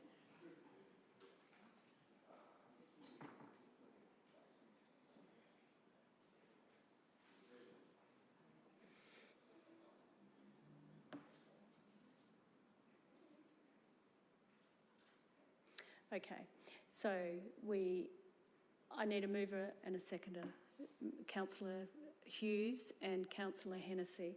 So moved by Councillor Hughes, seconded by Councillor Hennessy. Okay. All those in favour? Carried unanimously. Monthly Finance Report, February 2024. That Council, in accordance with section 59(1)(a), subsection 7 of the Local Government Act 1999, has considered the information contained in the monthly finance report as of 29th February 2024 and notes the report details a favourable year to date variance of $203,000. You want to move that way, Councillor Hughes? Do I have a seconder? Councillor Vallelonga. So Councillor Hughes has moved the motion. Councillor Vallelonga has seconded.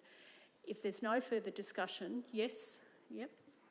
Sorry, so I had two questions through you, Mayor, if I could. Yes. Just on page 45 of 82, Yes. it talks about user charges and the unfavourable variances due to reduce swimming lessons and passes of $55,000 and you're talking about the pool there. So just trying to get it right in my head, because obviously we know how the pool operates as a business, but we do have a beloved service. We do provide the community, so that's all good. But I was just wondering a little bit of a brief update on how the business, as the swimming pool is running, in relation to the overarching, typically that business runs at a X amount of hundreds of thousands of loss. It's down $113,000. So is that your portfolio, David? Would you like to provide an answer?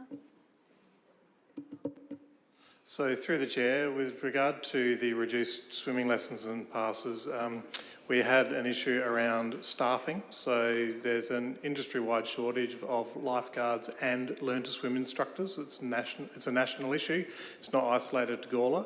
So unfortunately, we couldn't actually deliver our full predicted learn-to-swim program because we didn't have enough instructors to deliver the classes. So therefore, our lessons income had to reduce as a consequence of not having those staffing levels. In addition to that, unfortunately, in the November period, so term 4 of term, which is our first term of the swim season, so to speak, we had significant weather events, lightning, thunderstorms, etc., which led to many a pool evacuation and closure and also cancellation of lessons. So we actually lose revenue as a result of that. During that period, we were shut a lot of the time in the first few weeks of opening just because we can't be open when there's lightning in the area due to health and safety reasons. Admission fees throughout the year, we have noted a good trend on weekends because that's been the hot weather. But unfortunately, during the day, it's been fairly chilly. So people haven't been swimming during the week. We've had a lot of swimming on weekends. And again, staffing complications with that meant that we've had to use staffing above a level that we would normally engage, so paying them a higher wage because they were the only staff available. So the net effect is a loss on the net outcome on the pool. We're working through that through the Q3 budget review process, so hopefully we'll have a good understanding of the final position for the pool through that process.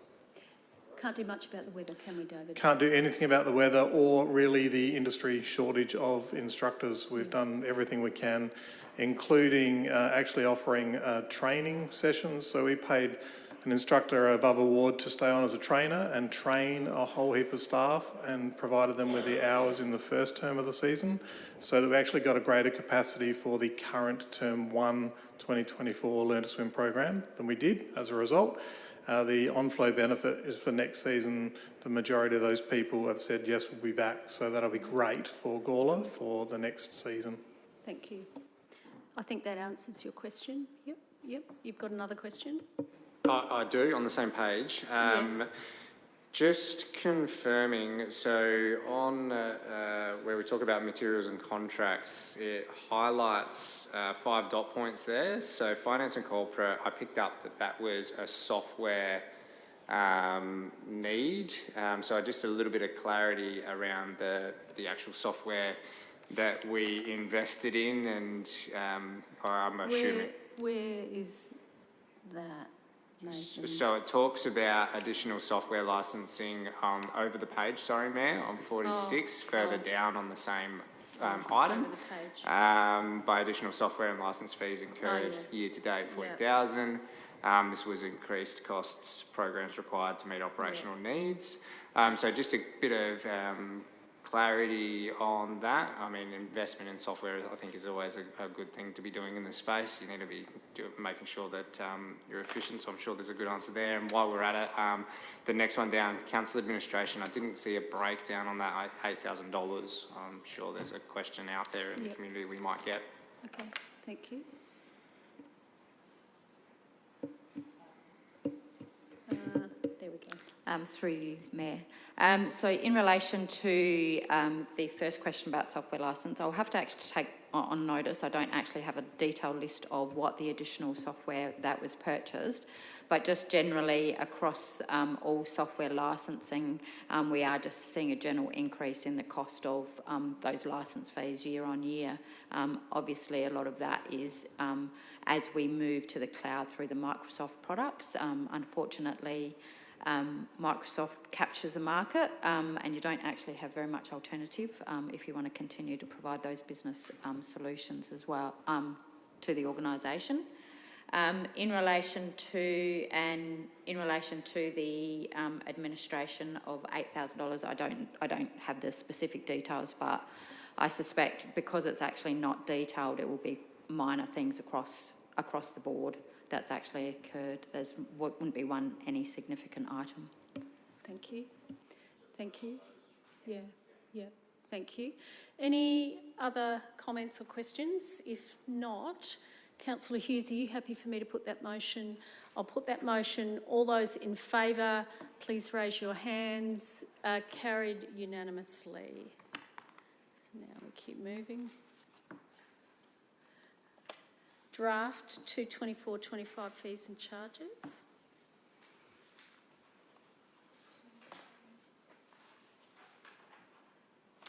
We have an officer's recommendation here.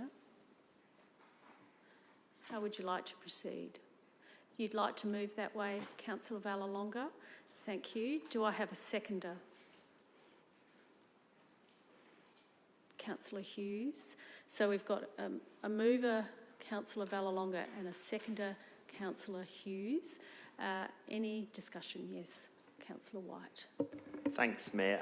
Just a couple of comments. Happy to support this motion. Obviously, there's a lot of fees and charges in there, and a majority of it has gone up incrementally. We don't like it when we have to increase our fees for our community, but it is a necessity.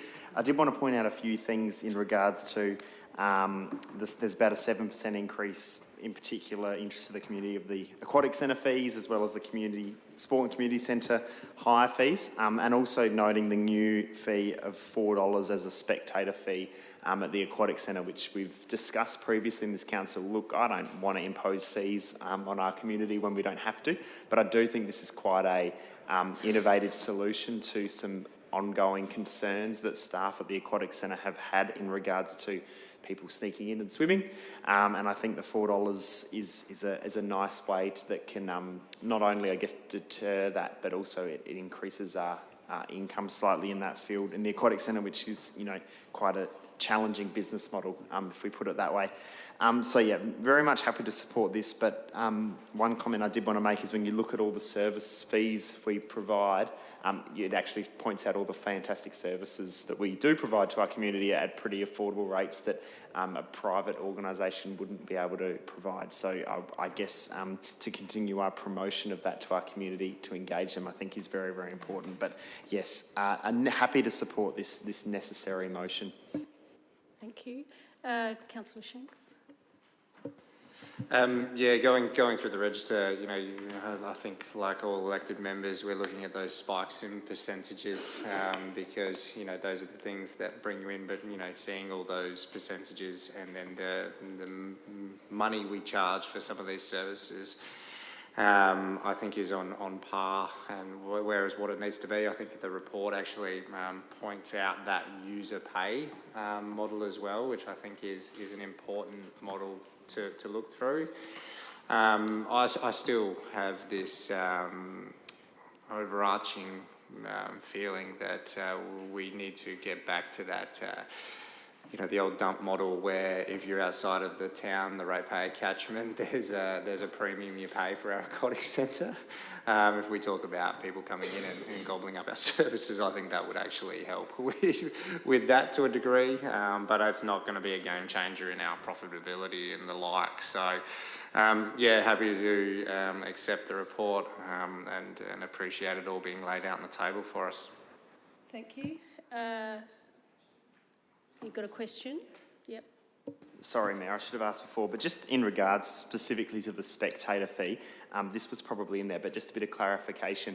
Obviously, a minor entering the pool that needs a parent guardian to attend for a swimming lesson or whatnot, will they fall under that $4 spectator fee? No, they won't. Oh, yeah, happy with, through you, Chair. I'll just check with David. Sorry, through the chair, regarding spectator fees, it's additionals. So if you've got a minor that requires a supervision, the supervising adult comes in with them. It's the additional. So if you brought two parents, one would pay, the other one's the supervisor. Hope that clarifies. Thank you. Okay.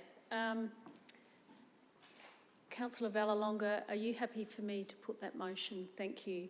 I'm going to put that motion. All those in favour, please raise your hands. Carried unanimously. So now we move on to 10.13, 224 confidential orders review. I take it as read, including the attachments 1 and 2. So orders recommended for release and orders recommended to be retained. You happy to move that way, Councillor Hennessy? Yes, I am, Mayor. It's good to see that we have a system where we do revisit this to continue to build trust with our community, that we use the confidential only when required, and we have a system of bringing them out. So happy to move the motion. Do I have a seconder? Councillor White, do you wish to speak at all? No. If there's no... Yep, Councillor Shanks. Sorry, just a quick question. On page 59 of 82, it talks about some items that was capturing a conversation, I believe, was the theme, and we can't keep, that's not in confidence, and the dialogue's there, I'm sure it's been read, but it talks about these items being deleted for the same reason, and then an explanation is provided in the staff comment column. I couldn't plot those in the attachments because I think they were deleted from the register. So where I wanted that further clarity, it wasn't there because those items had been deleted. It makes sense. Do you wish to make any comments, Susie? Sorry, it is on. So the register starts on page 119 of 138. Just while you're looking on that, just for speed, I had another question in regards, a bit of an explanation on what happens when things are released. You know, so where would they become available to the community members that might be watching certain matters? Is there a section on our website, or how does that come about? Susie, would you like to explain where the released confidential items are on the website? Sorry to put you on the pump. There you go. Thank you, Mayor Redman, through you. So there is a section for released confidential items that you can select. This is the first annual review of items I've been through, so it'll be my first process of uploading these once Council's made a resolution, but there is a section where you can access released items, and there will also be, I have found on the hub, you can go back and there is the title of a particular document will have released and the date it was released inserted in the title. That's what I found for some examples when I was looking at that. In terms of the verbal updates, so on page 119 of 138, there's item 13.1, which is the second row from the bottom. Confidential update from CEO, and in the officer's staff comment, you'll see verbal update deleted from register. That's because the section doesn't allow a verbal, it's about retaining documents in confidence, not any verbal discussion. Not verbal. And the other one, if I can just quickly find that,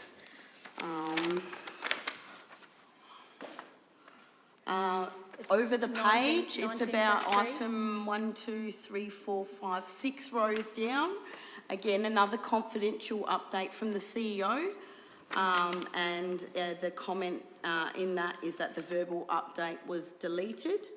And if I can just go to the previous revision of the register so I can refer to the line that was deleted, and I can give you the topic.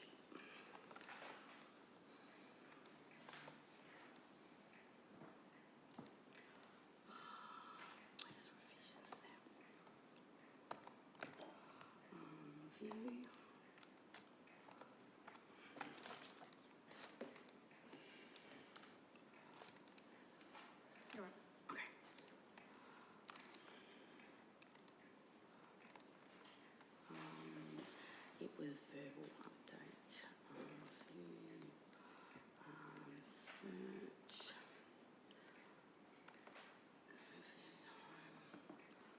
Was it verbal update?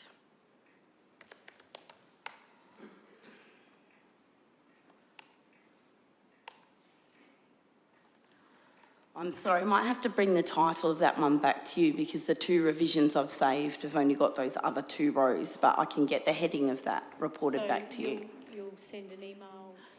Absolutely, I can get that done tomorrow because I'll be able to get it off of our register. Thank you. Thank you for that, for those questions, Councillor Shanks. Any other comments or questions? No. Councillor Hennessy, are you happy for me to put the motion? I'll put that motion. All those in favour, please raise your hands. Carried unanimously. So now we have an information report, and there's only one. Telecommunications Tower, Hemmerford Grove. Notes, and I'll take it as read. We've got an attachment 1 and 2, and we have notes, and notes 1, 2 and 3, the proposed community engagement methodology. So, Councillor Hughes, you wish to move the motion? You happy to move that motion? Do I have a seconder? Councillor Hennessy. So Councillor Hughes has moved the motion. Councillor Hennessy has seconded the motion. Any further discussion? Yes, Councillor Koch. I've read the response from the proponents, and I thought some of it was quite condescending towards the residents in that area. So I just wanted to say that I thought that they treated their concerns, I think, in a condescending way. So I'd be very interested to see what happens down the track. Okay, thank you. Any other comments, Councillor Hennessy?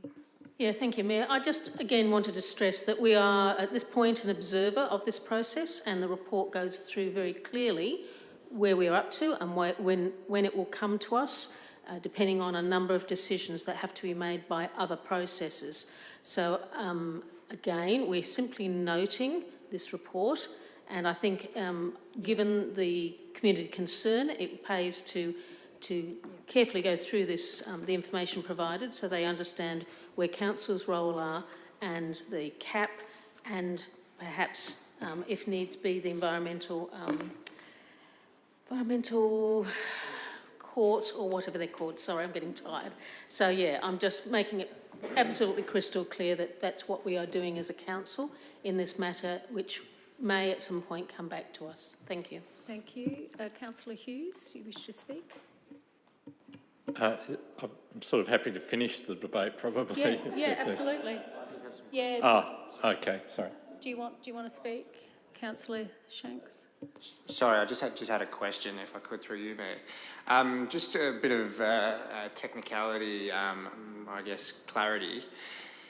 Should this process run through, which we're noting, as Councillor Hennessy pointed out, and we get to a point that hypothetically this elected body doesn't support the lease agreement, what then happens then? Well, could that hypothetically happen? You know, just to, I guess, process around that, because we talk about a draft lease coming forward, but we don't seem to understand exactly what happens if there isn't an agreement to that. Well, I'll get Andrew Goodsell to answer that. Thank you, Mayor. Who would like? Okay. So through the chair, so that's a really good question. Now, I really wanted this report to be an information report and be public, because I think as staff we need to take on board that we probably didn't handle this process as well as we could have from the outset. So that allowed, I think, angst and misinformation to be, just to grow, and that's not the outcome I ever want to have. So, you know, I do apologise that that's the way it ran. So I really wanted this to be a public report. So the type of scenario you're talking about there is where we would be looking at legal advice. For me to present the legal advice, I need to put it into confidence.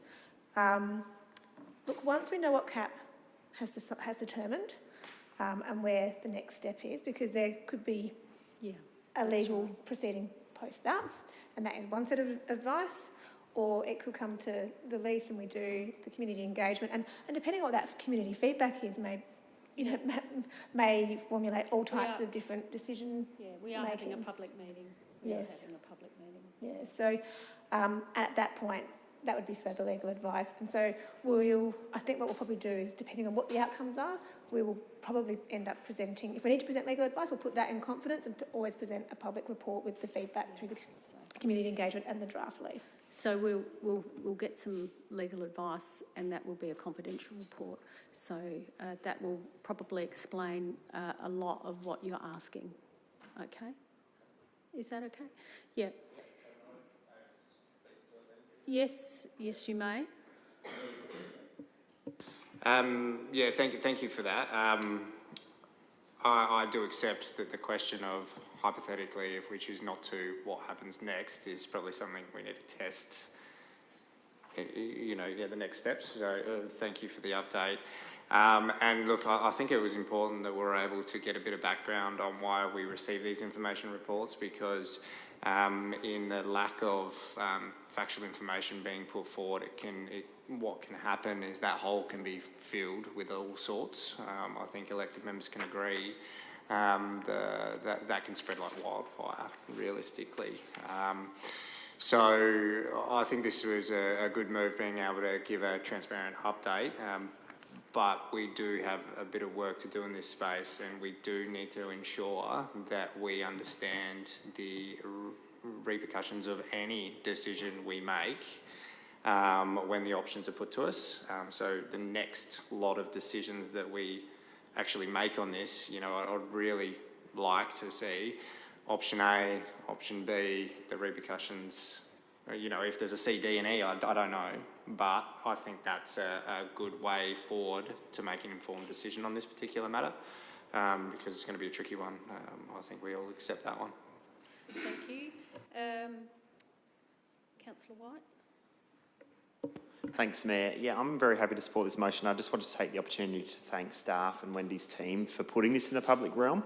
I think this process we have gone through now enough to realise that it is so important that there's clarity to the community, and that is something that I guess, if we use the Vidoulis Code Amendment as an example at the beginning, where there was a huge grey area as an elected body, as a community, and as staff, potentially we didn't actually know what was going on. So to put this all out and lay out a clear process is really crucial to me. Councillor Shanks jumped the gun with a question I was going to ask, but that was going to be more specifically around the community consultation advising council. So I look forward to hearing that legal advice and seeing options. But of course we must acknowledge, as Councillor Hennessy said, we're currently observers in this process. We need to see what the Council Assessment Panel has to say first, and then we'll cross the bridge after the CAP meeting when we're there. But I guess I would like to note that having the process clearly laid out is important for us as community representatives, and I think we all know that there will be some important conversations and discussions to be had down the track. But for now, I'm very happy to note the process and send it to. We'll see what CAP has to say in the coming weeks. Okay, Councillor Sample. Mayor Karen, yes, I agree. Councillor White, it's a great report, many hours and many phone calls and all that, but there's a very passionate, concerned group of people that lives next to where this is all going to happen. It's nothing to do with the South Australian government. It's nothing to do with our council, except they're going to decide to put it on council's land. What about, why wasn't there anything in all of this report that says it should go where it's named? And that's the Springwood phone tower. It's not Springwood, it's Hemmerford where this is. Over in Springwood, you've got a whopping great hole in the ground and plenty of land over there and everything, the whole lot. But there's nothing in here, and these passionate people have not only put money into stopping this going there on the back of their backyard, but, you know, this council has not talked about what are we going to do with Hemmerford Park. Truly, there was a cricket club came there to do their practices, right? All of a sudden, nick off. I was going to say something else. But, and then other clubs have come, soccer and things like that, nick off. But all of a sudden, we're going to put a tower there that could be detriment to the people that have come in there and they call in their home and they're concerned about what... There's not a lot in here also about health, which does concern me, because that's what concerns the people that have spent money on a lawyer and looking into what way they can do something about it. But why no decisions were made to put it in Springwood, which is on the other side of Carlton Road on the vacant land, is what concerns me. That's what the people called for. I'm also concerned they're not here tonight.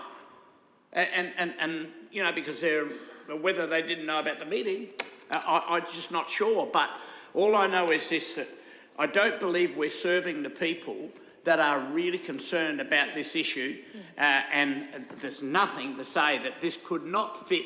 If you look at the map, there, it would certainly fit over the other side of my place, other side of Carlton Road. Yeah. So I don't know why we seem to miss that. Sometimes we forget about the people that have come to us as a council. When is the public meeting? Public meeting, it's May, first week of May. So we will be having a public meeting where community members can come along and ask questions, and that will be a public meeting. And I think it's really determined that we should all attend that public meeting. So, and that's the first week of May, I think. Yep, thank you. So that is happening. Okay, right. So, Councillor Hughes, are you happy for me to put the motion? You want to wrap up the debate? Thank you. Sorry. I think everything I was going to say has been said, but I do want to thank the staff because it is a really detailed report, and the graphs, the timelines and documentation, and it was done in a fairly quick turnaround, and it is really detailed. It actually gives a lot of information, so really I think it's quite a good report, yeah. Congratulations to staff. The debate is now closed.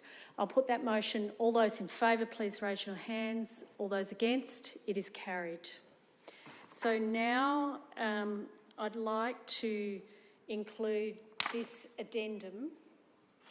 We've got the addendum number 1, and it should read items 12.2 and 19.2. I'd like to include this, so somebody could move a motion to include addendum number 1 for the Corporate and Community Services Committee meeting held on the 12th of March, and the confidential recommendation from the Corporate and Community Services Committee, and I think that's it. Yeah, that's it. So addendum 1, if somebody could move addendum 1 be included in our agendas, and we will discuss them first. So moved by Councillor Hughes, seconded by Councillor Hennessy. All those in favour, please raise your hands. Thank you. Carried unanimously.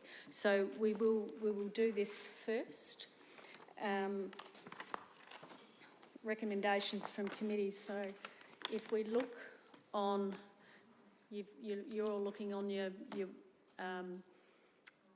your recommendations from committees. Recommendations from the Corporate and Community Services Committee held on the 12th of March 2024, resolutions made under delegated authority for noting, and there's one over the page, Ageing Well Advisory Group update. So I'd like somebody to move. Thank you, Councillor Hughes. Seconded, Councillor Vallelonga. So moved by Councillor, the addendum, 1, to accept the addendum and discuss it first. It wasn't carried, wasn't carried, it was carried, yes, thank you. Okay, so resolutions made under delegated authority. So we've got a mover from Councillor Hughes, we've got a seconder from Councillor Vallelonga, and resolutions made under delegated authority for noting, including Ageing Well Advisory Group update. All those in favour? Carried unanimously. Christmas in Gawler. Recommendation. We've got the council adopts a recommendation from the CCS committee made at item 7.2 of the meeting held on 12th of March. That it notes the events, requests, etc. So you're happy to move that way, Councillor Hughes. Do I have a seconder? Councillor Koch. So moved by Councillor Hughes and seconded by Councillor Koch.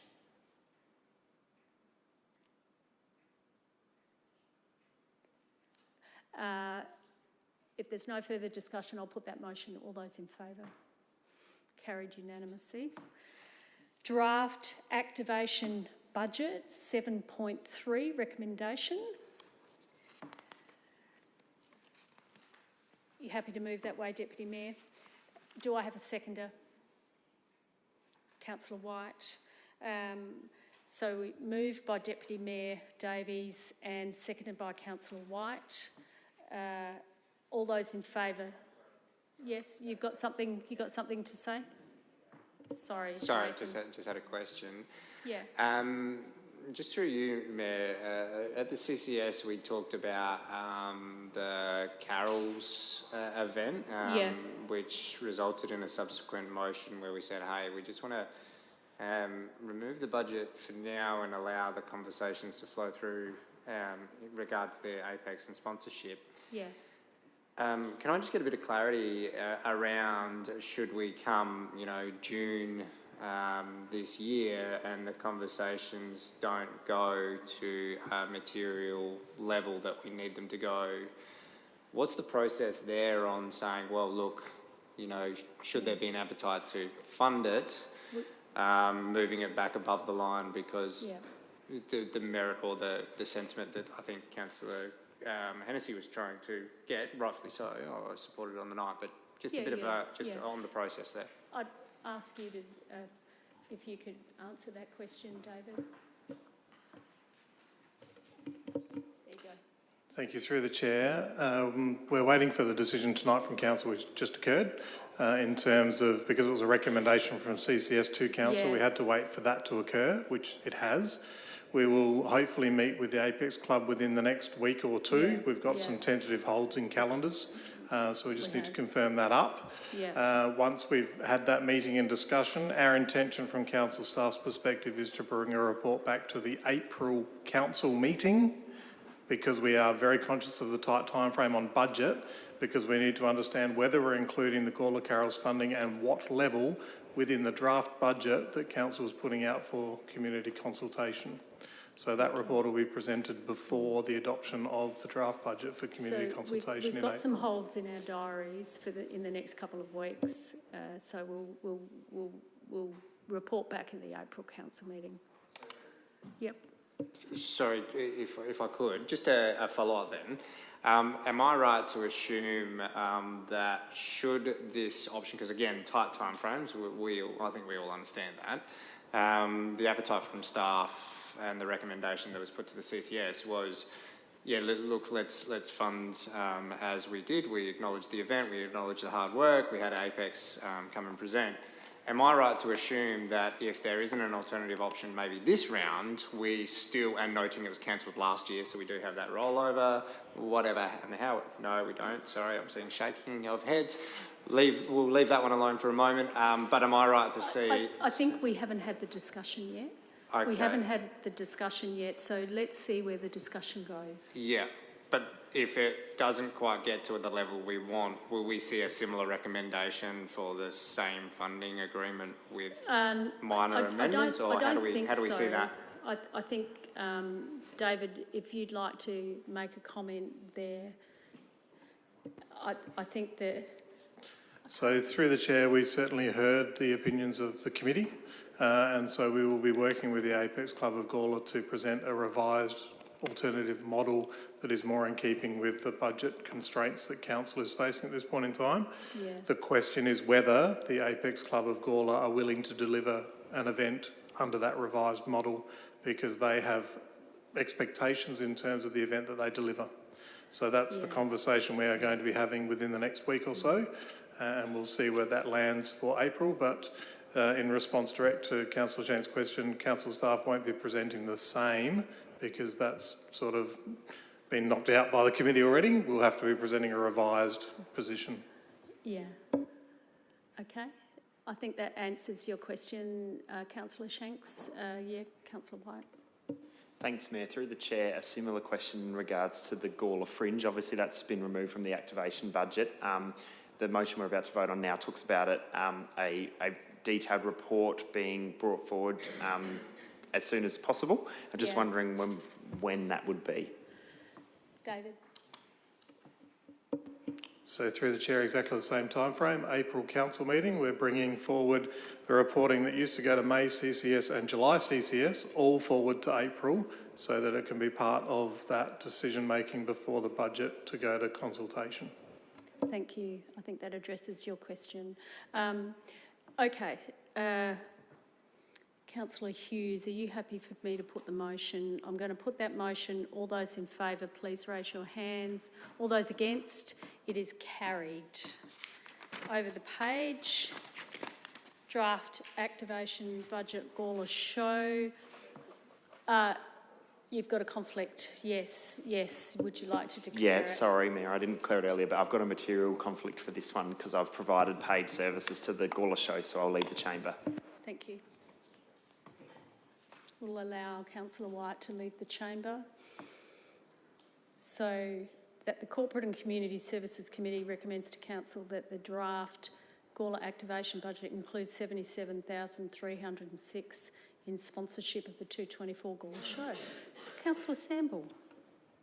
Mayor, have we received anything from the Gawler Show Society indicating what the money that ratepayers of this town put into the show for last year?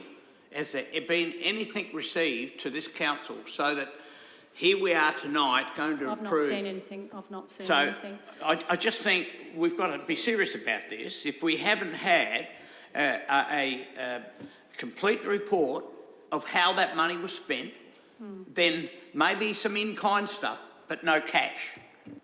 Thank you. David Barrett.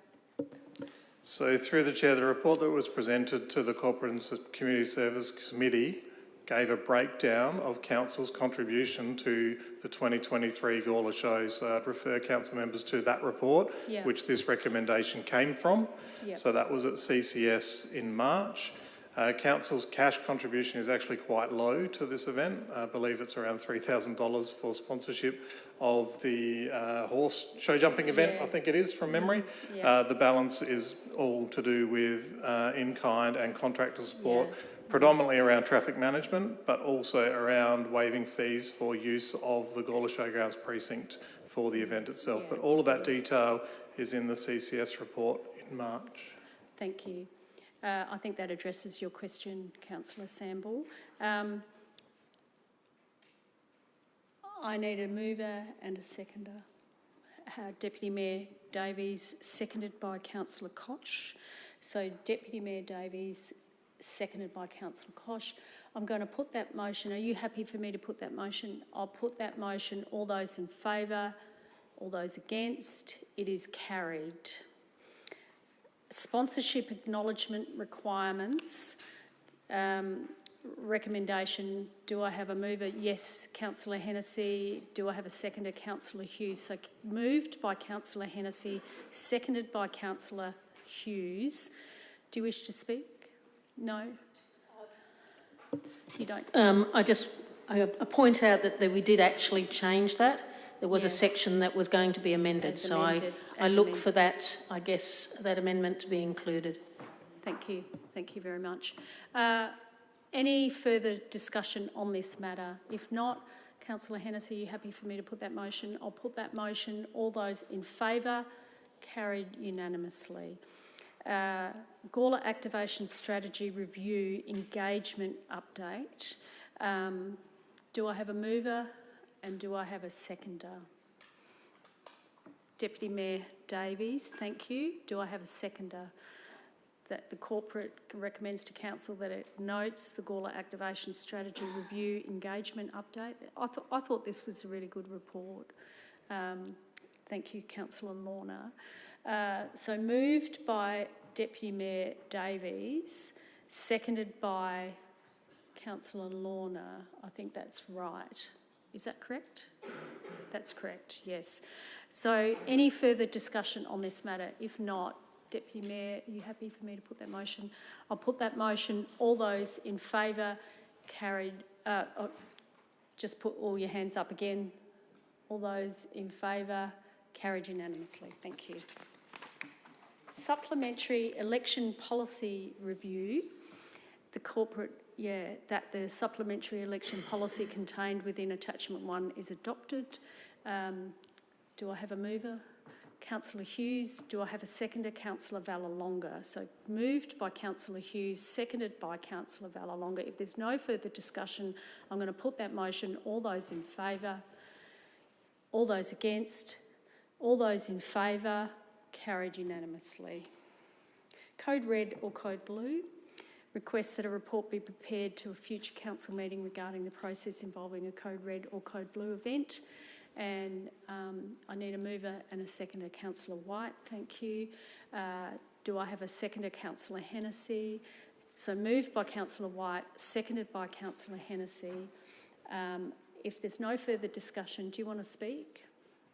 Thanks, Mayor. Just briefly, yeah, I think this is a really important discussion that obviously came from and a Code Red over a couple of weekends ago. So I think the problem where we slipped up is the lack of that procedure and what happens. So to get this report on a draft procedure to come back to council, I think is really, really important. And it also shows our community that we're serious about, I guess, learning from our mistakes.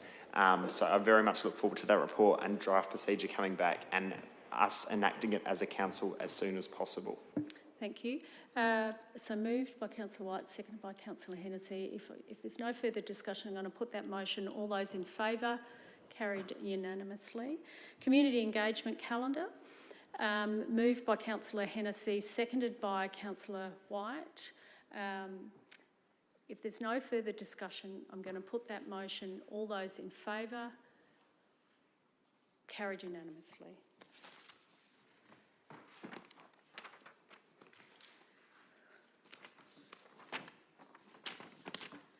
So we have a confidential report, confidential recommendation from the Corporate and Community Service Committee held on 12th of March. Reason for confidentiality. The Chief Executive Officer considers that the item may be considered in confidence. Information, the disclosure of which would involve the unreasonable disclosure of information concerning the personal affairs of any person. Officer's recommendation, pursuant to Section 92 and Section 93A of the Local Government Act 1999, the meeting orders that the public be excluded from attendance at this part of the meeting relating to item 19.2, accepting the following persons: Acting CEO, Executive Manager, Community and Strategy, Acting Chief Executive Manager, Development and Compliance, Executive Manager, Finance, Executive Manager, Infrastructure and Operations, and minute takers. Happy to move that way? No, not at this time, Mayor. I would like to move that behind 19.1 and deal with the confidential matters altogether if I could. I think it is noted as 19.2 purposely to go after 19.1 in order with the confidential matters. Yeah, okay. Yeah. All right. Oh, I don't have to move that way? Oh, no worries. Okay. Okay, that's fine. That's fine. We can do that then. So we'll move on to recommendations from committees. Recommendations from the Gawler Heritage Collection Committee meeting held on the 8th of February. We have a recommendation to publish James Martin Foundry photographs. Happy to move that way, Councillor Hennessy. Happy to second Councillor Koch. So moved by Councillor Hennessy, seconded by Councillor Koch. If there's no further discussion, I'm going to put that motion. All those in favour? Carried unanimously. I'm going over the page. Notes the Gawler Heritage Collection Inquiries February 2024 update report. Moved by Councillor Hennessy, seconded by Councillor Koch. If there's no further discussion, I'll put that motion. All those in favour? Carried unanimously. Cultural Heritage Centre budget update. This is always a really good report. I think the staff do a really good job in that report. Moved by Councillor Koch, seconded by Councillor Hennessy. If there's no further discussion, I'll put that motion. All those in favour? Carried unanimously. External bodies report. Football and associated sporting clubs future infrastructure needs working group. That council note the Football and Associated Sporting Clubs future infrastructure needs working group minutes of the meeting held on the 29th of February 2024 as contained within attachment 1. Do you want to move that way, Councillor Shanks? Do you want a second, Councillor Samble? So moved by Councillor Shanks, seconded by Councillor Samble. If there's no further discussion, yeah. If I could, Mayor, I just wouldn't mind taking just the minute just to sort of give a bit of a brief overview, a bit of an update for the colleagues that aren't on this particular working group. Look, I think it's been quite good in relation to that cross-pollination of education with the working group, because we've got community leaders in that room, whether it be elected members, whether it be presidents and sporting club representatives.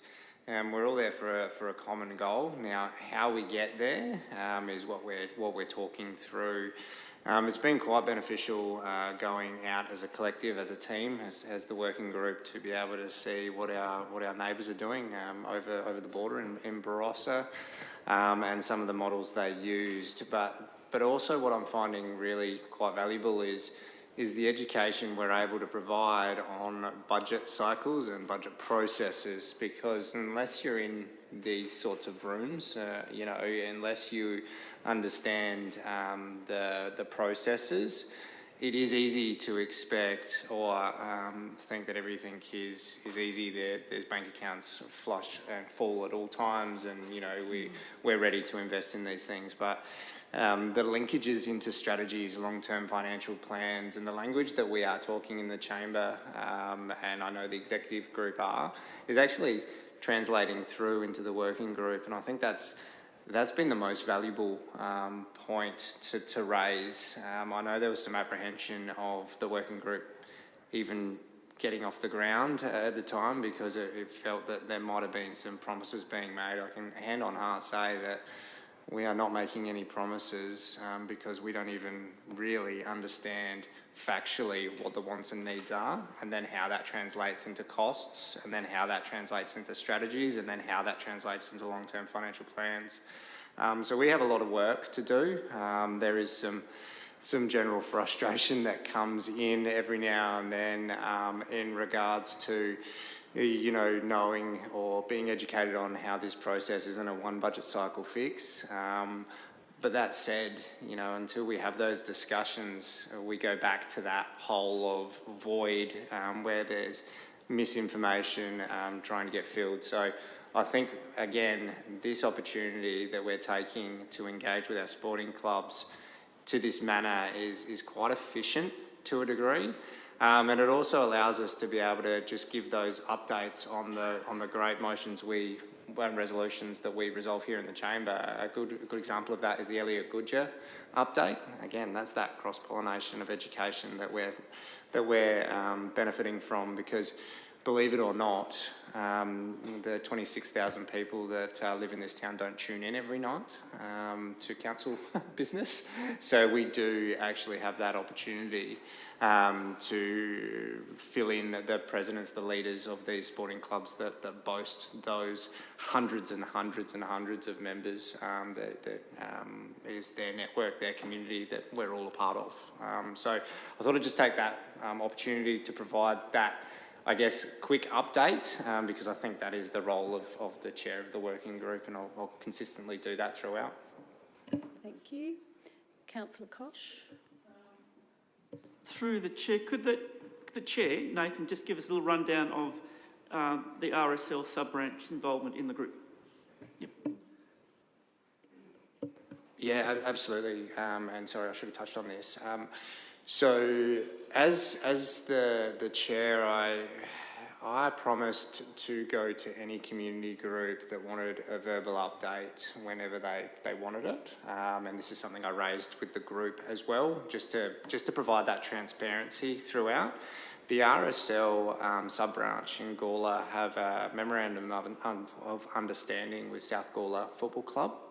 And this was a memorandum of understanding that they struck many years ago now, but they did it because they had a shared vision of a community hub, should they be advancing, because they're both looking for what's next as they lead into the future. The RSL sub-branch has recognised the change of model that isn't just your old, predominantly return from work, service males sitting around sharing war stories over a mid-strength beer these days. And I say that with the utmost respect. It is your mother and father teams that have children or even return to work that want to be able to bring their grandchildren into this community. And where they're currently located there in Gawler South is not practical for that sort of environment now. So again, this is a conversation that they've been having with the opportunity that may be around potentially with the football, cricket and netball club in South Gawler. That said, they don't have a membership per se in the terms of reference on having sitting members in the working group, because obviously if we did that across all community groups, we'd have a mighty big room. So this was the compromise that I offered up to, again, any community group that wants a bit of a verbal update. And I go to their committee meetings every now and then, and I also share the minutes that we're talking about tonight with these sorts of groups, and I provide these updates. It's the same theme, if I'm being honest, and I am getting a little bit of back and forth at the moment with the RSL in regards to, well, where is the process at? You know, what's next? When's things happening? And I do use that forum to be able to explain the work that needs to be done in the strategic directions, the long-term financial plan, exactly the same themes, because the messaging has to be consistent. So hopefully that answers your question in their involvement, because I think we should be communicating these messages throughout the network as best we can. Thank you. Okay, so we have a mover and a seconder. I'm going to put that motion. All those in favour? Carried. All those in favour? Carried. Jim? All those in favour? Carried unanimously. Thank you. Question on notice, Councillor. So the reply comes from the chair. The reply comes from the chair. I know that this has said reply provided by Manager Environmental Jack Darzanos. However, it actually comes from me. So that's a question on notice, and that's been answered. We'll move on. Questions without notice. Yep. Councillor White. Thanks, Mayor. Through the chair, just in regards to an update on the Krupp field gun, which the Gawler RSL sub-branch came to us some time ago about restoring. David, who's going to answer that? Through the chair, I'll attempt, and Wendy may fill in some blanks if she needs to. We assisted, so council staff assisted the Gawler RSL sub-branch to submit an application to the Saluting Their Service Major Commemorative Fund. I think that was in early February, to assist with the restoration of the Krupp gun. The announcements of that funding are still pending. Now, it was done on the thought that that would be the last funding available from the Federal Department of Veterans Affairs for Saluting Their Service. Unbeknownst to everyone, 2 weeks later, they've announced another round, which is next year, same time. So we do have further opportunities in that space around that grant funding. In terms of reporting back around options, etc., Wendy, did you have a time frame on that report? Because that one was pending some further work from your team, from my understanding. So through the chair, no, I don't have a further update on the timing of that report. I will follow that up and get back to you. Yeah.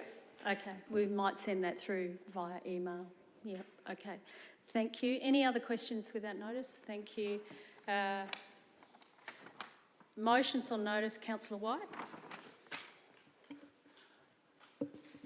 Yeah, thanks, Mayor. Thanks, everyone. I would very much like to move this motion tonight around a topic which doesn't get discussed very much publicly, period products. So around 26% of the world's female population is of reproductive age and therefore menstruates each month for 2 to 7 days. Over a lifetime, that adds up to 9 years total that a female would be menstruating. Yet as normal as this natural process is, it has been stigmatised all over the world. Even me talking about it tonight could be uncomfortable for some. Access to information education, menstrual hygiene products and appropriate facilities for management and disposal of products associated with menstruation is lacking all around the world. The lack of these essentials is referred to as period poverty. According to the 2021 Period Pride report, 1 in 5 Australian women experience period poverty. Removing the stigma and taboo of menstruation, as well as ensuring everyone who has a period has easy access to period products when they need them, is about what's called achieving period justice. Now, Taboo is a social enterprise non-for-profit, which was launched by Adelaide locals Isabel Marshall and Eloise Hall in 2019. They strive to eradicate period poverty in Australia and around the world. This includes partnering with schools, businesses and organisations to provide education programs and period products, being tampons and pads, ensuring they are freely accessible to anyone who needs them. Taboo's contribution to Australia was recognised when Isabel was named Young Australian of the Year in 2021. The Commissioner for Children and Young People in South Australia holds annual small grants programs, one of which is specifically for the assistance of fighting for period justice. In recent years, these grants of up to $5,000 have been used by local government to provide free period products to their community. For example, the City of Salisbury received $5,000 funding from CCYP, which allowed Taboo products to be implemented at their 1225 Youth Centre. The City of Port Adelaide Enfield are currently in the middle of a 12-month trial funded by a $5,000 CCYP grant, partnering with Taboo and providing free period products to community members at a number of their community centres and asking for feedback on the program via their website. I believe applying a similar model to the town of Gawler is a fantastic initiative to do our part on fighting for period justice within our community and giving members of our community who might find it difficult to access period products an option. At the same time, it also reduces the stigma around periods and helps build a future where access to tampons and pads are just as common as access to toilet paper. Products cost $5.67 for a packet of 10 pads and $5.42 for 18 tampons, plus initial costs to set up dispensers in appropriate places, all of which would be covered by grant funding. However, council staff working with experts from Taboo means we'll be able to determine what locations are best suited to place these products in our town and the best way to spend the grant funding of $5,000 should we be successful. I also believe a 12-month trial will allow council to see what works and what can be improved from the trial. Having discussions already with representatives from Taboo as well as council staff, I'm really excited by the opportunities we have to support our community in a really effective way. And the opportunity to receive external funding for the initiative from CCYP means that the setup costs to run the trial will only be staff's time. However, applications for this grant actually close this Friday, which means we must act quickly and get our application in as soon as possible. I would really like to encourage my fellow elected members to support this motion and take this simple yet extremely effective action to help fight for equality in our community. By implementing a program such as this and partnering with Taboo, it shows the broader community that we are serious about fighting for equal rights and willing to act on a serious injustice that historically all over the world has never been talked about, let alone any action taken. Thank you. You happen to second that motion, Councillor Samble. So Councillor White has moved the motion. Councillor Samble has seconded the motion. Okay, any discussion? Councillor Hennessy. Yeah, I thank Councillor White for bringing this forward. Two things. The first question is I'd like 3 days is a fairly tight timetable for our staff. So through you, Mayor, I just would like to ask the question, is that achievable? Is that achievable? David. Through the Mayor, we've had a look at the funding application process, and it is quite a simple application process. We've already sort of started in the background reviewing what we need in information, noting that we actually only have 2 days to submit because we're not going to be submitting it on Good Friday. No, we will be not. submitting it on Thursday. Yeah. So It'll we believe we've Holly got Thursday. capacity just to do it in time. So, yes. And my second point was with the agreement of the mover, could we put in a point 4 saying that a report comes back to council after the 12-month trial outlining next steps? If we're going to have a trial, then I think it behoves us to ask for some information back. So we're varying the motion. Point 4, what's the wording? A report comes back to council after the completion of the 12-month trial, outlining next steps. I know, but so can I ask council if they are happy with that variation? Can you please give an indication of that? Sorry, you do have to nominate if it's successful, otherwise there will be no report.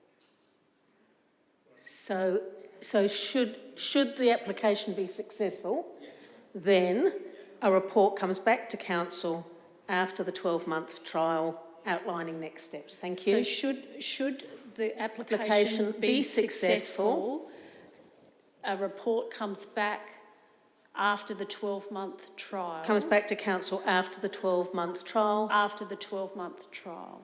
Outlining next steps, or outlining next steps. Yep. Outlining next steps. Yep.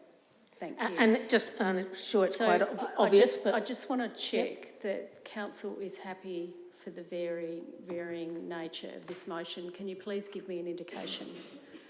Can you please give me an indication? Okay, fine. That's a majority. You have sought leave of the meeting to vary the motion to add in a point 4. Okay, so that's fine. Leave was granted, yes. Should the application be successful? Yeah. Okay, that's fine. Are you happy with that? Yeah. Okay. Yes, Councillor Kosh. I've read it, and of course people are going to behave a certain way. But isn't this a state government responsibility? Is this just cost shifting from the state government to local government for 1 year, and then the state government then expecting councils, local governments, to take on another service which they should be doing? That's my only concern. I think there should be these products available to anybody that needs them, who can't afford them. But I don't know whether it's our responsibility or whether it's the state government's responsibility. They're responsible for health, they're responsible for hospitals, etc., etc. I don't know. I just get concerned that we're taking on more services over and over again that the state government sort of, cleverly through another group gives us, and we're sort of almost embarrassed into doing it. That's how I feel tonight. That if I don't vote for it, I'll feel, I'll be, be whatever. But really, but I don't want to be in that position where I'm being forced into a decision because the state government isn't taking full responsibility of what they should be doing. So, that's just my view. I think it's a state government responsibility, not a local government responsibility. Yeah, and we respect everybody's view around this table. So schools do it. Schools have a program for period poverty, and it works quite well. Yeah, so that is a state government responsibility. This is applying for a $5,000 grant from the Commissioner for Children and Young People's Period Justice Grant, closing on 29th of March 2024. So it's a $5,000 grant. The issue is that we do it for 1 year, and then we would be forced into doing it again and again and again when it's really the state government's responsibility. If we don't get the grant, it doesn't happen. I know, but you probably will. But I think it's just set up to force local governments to take on a state government responsibility. Yeah, look, it is a view that, and we all respect your view, and we respect everybody's view around the table. Councillor Lorna. Thank you. Just going off the back of the concerns of Councillor Kosh, the question I have through the chair is, how long has this grant been going for? Has this been something that's been going on for a couple of years that you can apply for each year to get this happening? I think you apply every year, and if we don't get the money, thank you. If we don't get the money, it doesn't happen. So 5,000, if we get the money, it will be implemented. if we don't get the money, it doesn't get implemented. You know, so, you know, we may not get the money every year. So I think it's a 12-month trial. So, yeah, okay. Deputy Mayor and Councillor Shanks. Yeah, I'm happy to support the motion. I think, you know, well, accepting Councillor Koch's concerns, I think to some extent it is our responsibility what we do in council facilities. We have had we had that thing to have the bins provided in male toilets for incontinence. That's right. And that sort of thing, which we're missing. And that's been quite successful. And these things are just, you know, if it just makes, you know, if it makes our facilities and toilets and everything else work better, then, you know, I think at a minimal cost that would be, even if we do continue it without a grant, the bulk of the upfront cost would be an installation of stuff, I imagine, not the actual $5 or whatever for a pack of 10. So, yeah, happy to support this. Councillor Shanks. Yeah, look, I'm happy to support this. I think it is talking about state government funding it and Taboo providing the product for that 12-month, and I think the concerns valid by Councillor Koch is something we can probably discuss in 12 months' time, I believe. This isn't the first time that we've applied for grants and then also delivered on the funding agreement. This is no different in my opinion. It does have a very good benefit for the population of our town that isn't male. I mean, that's just the biological reality of things. And as a father of 2 young daughters, I am absolutely petrified as we get on in years. But I can comfortably say it's not about this topic. We are in a generation now where I think we are moving towards a lot of education. We're seeing it through, as Mayor Redmond rightfully said, discussing things in schools that weren't discussed even in my time, and I'm sure there's a few in the room that would supersede my time in schools and what was discussed back then. I think we're moving in the right direction. You know, credit where credit's due with Councillor White bringing this forward, because it does show we're in 2024. And I couldn't think of anything worse than my daughters being stuck in public without the availability to be able to jump in to a public facility and walk out more comfortable than when they walked in. So of course this has my full support, and these sorts of conversations are realistically a tip of the iceberg of the conversations that need to come when we talk about equality. And just a little bit of background in relation to what we're embarking in the construction industry, predominantly male industry, right? You know, the conversations that are happening in our industry is the mandatory toilet facilities for both male and women on our sites, the promotion around policies that offer protections that might not be there, might discourage females jumping into construction and the like. It's not perfect. We are still working through those processes. But the appetite is there in companies. I can hand on heart say that, yeah, what bit of anatomy you've got actually don't really sit any differently with a lot of people in the industry these days. You're judged on your work rate and how you go about it. So, yeah, thanks Councillor White for moving this. I look forward to seeing how it all goes. Thank you. Councillor Warner. Thank you. I'm also in full support of this, and hats off to Councillor White as well for bringing the topic to the foreground.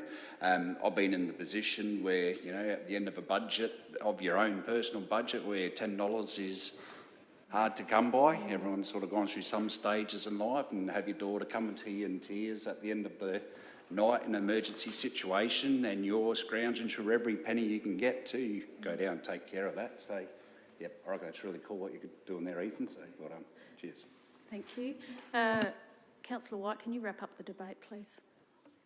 Thanks, Matt, and thanks, members, for your support. Yeah, I guess principally this is kind of tackling two issues. The first is, I guess that access, which is really a basic human right. You know, you've got no say when you get a period or not, so you should have a right to be able to make yourself as comfortable as possible. And it is also, secondly, about that period poverty, those people that can't access that due to financial reasons, for whatever reason, having that there as a basic human right. There are truly horror stories of what people, for example, that can't afford some tampons or pads have to revert to. It's terrible. It truly is terrible, and it's happening in our backyard. So the fact that we're bringing this to the community's attention, I think, is vital.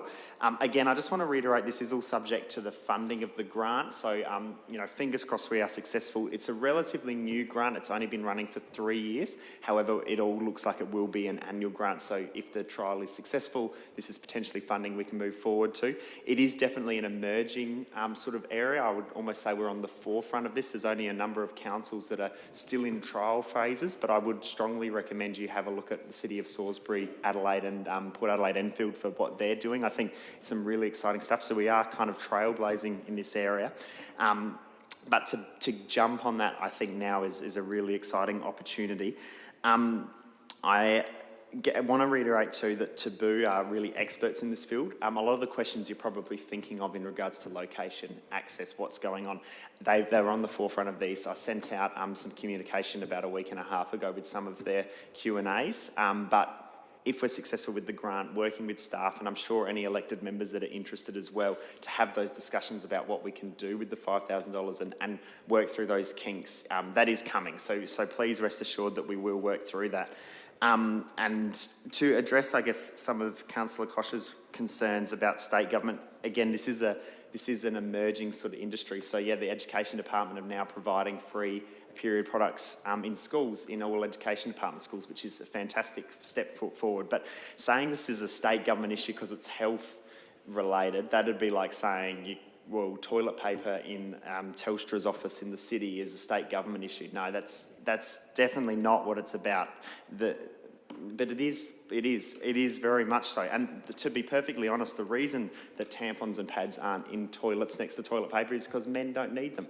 That's the innate truth about this world, is toilet paper's only in there because blokes need to do a number 2 and need to use it. That's the truth. And you should feel embarrassed. And I feel embarrassed. And this is the thing about the feminist movement, is I have done nothing wrong. I'm very much in support of it all. But I do go, wow, there are so many inequalities in this world that are still in today, in 2024. So to feel embarrassed about having to do this, that's probably a good thing, and maybe something us blokes that are in this chamber, because there are quite a few of us, maybe really need to think about as we move forward. So I'm glad that you feel that. That means I've done my job properly. So I hope I've all got your support with this one. The debate is now closed. I'll put that motion. All those in favour? Carried unanimously. So now we move on to confidential reports. Strategic Workforce Review, Town Services, confidential reports, Strategic Workforce Review. We've got an acting CEO, we've got an executive manager, Community and Safety, acting executive manager, Development and Compliance, executive manager, Finance, executive manager, Infrastructure and Operations, and minute takers. Okay, and Heath Colbatch, BRS results. So we've got that listed there. So how do we wish to proceed? Do you want to move that motion? Do you want to explain why we're going into confidence, Nathan? Yeah, just quickly.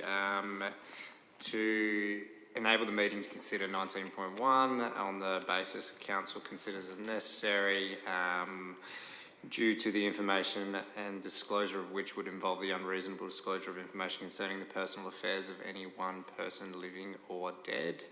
Information of the disclosure which could reasonably be expected to confer a commercial advantage on a person and would on balance be contrary to the public interest. Thank you. Do I have a seconder? Councillor Vallelonga. So moved by Councillor Shanks, seconded by Councillor Vallelonga. All those in favour, please raise your hands. Carried unanimously. So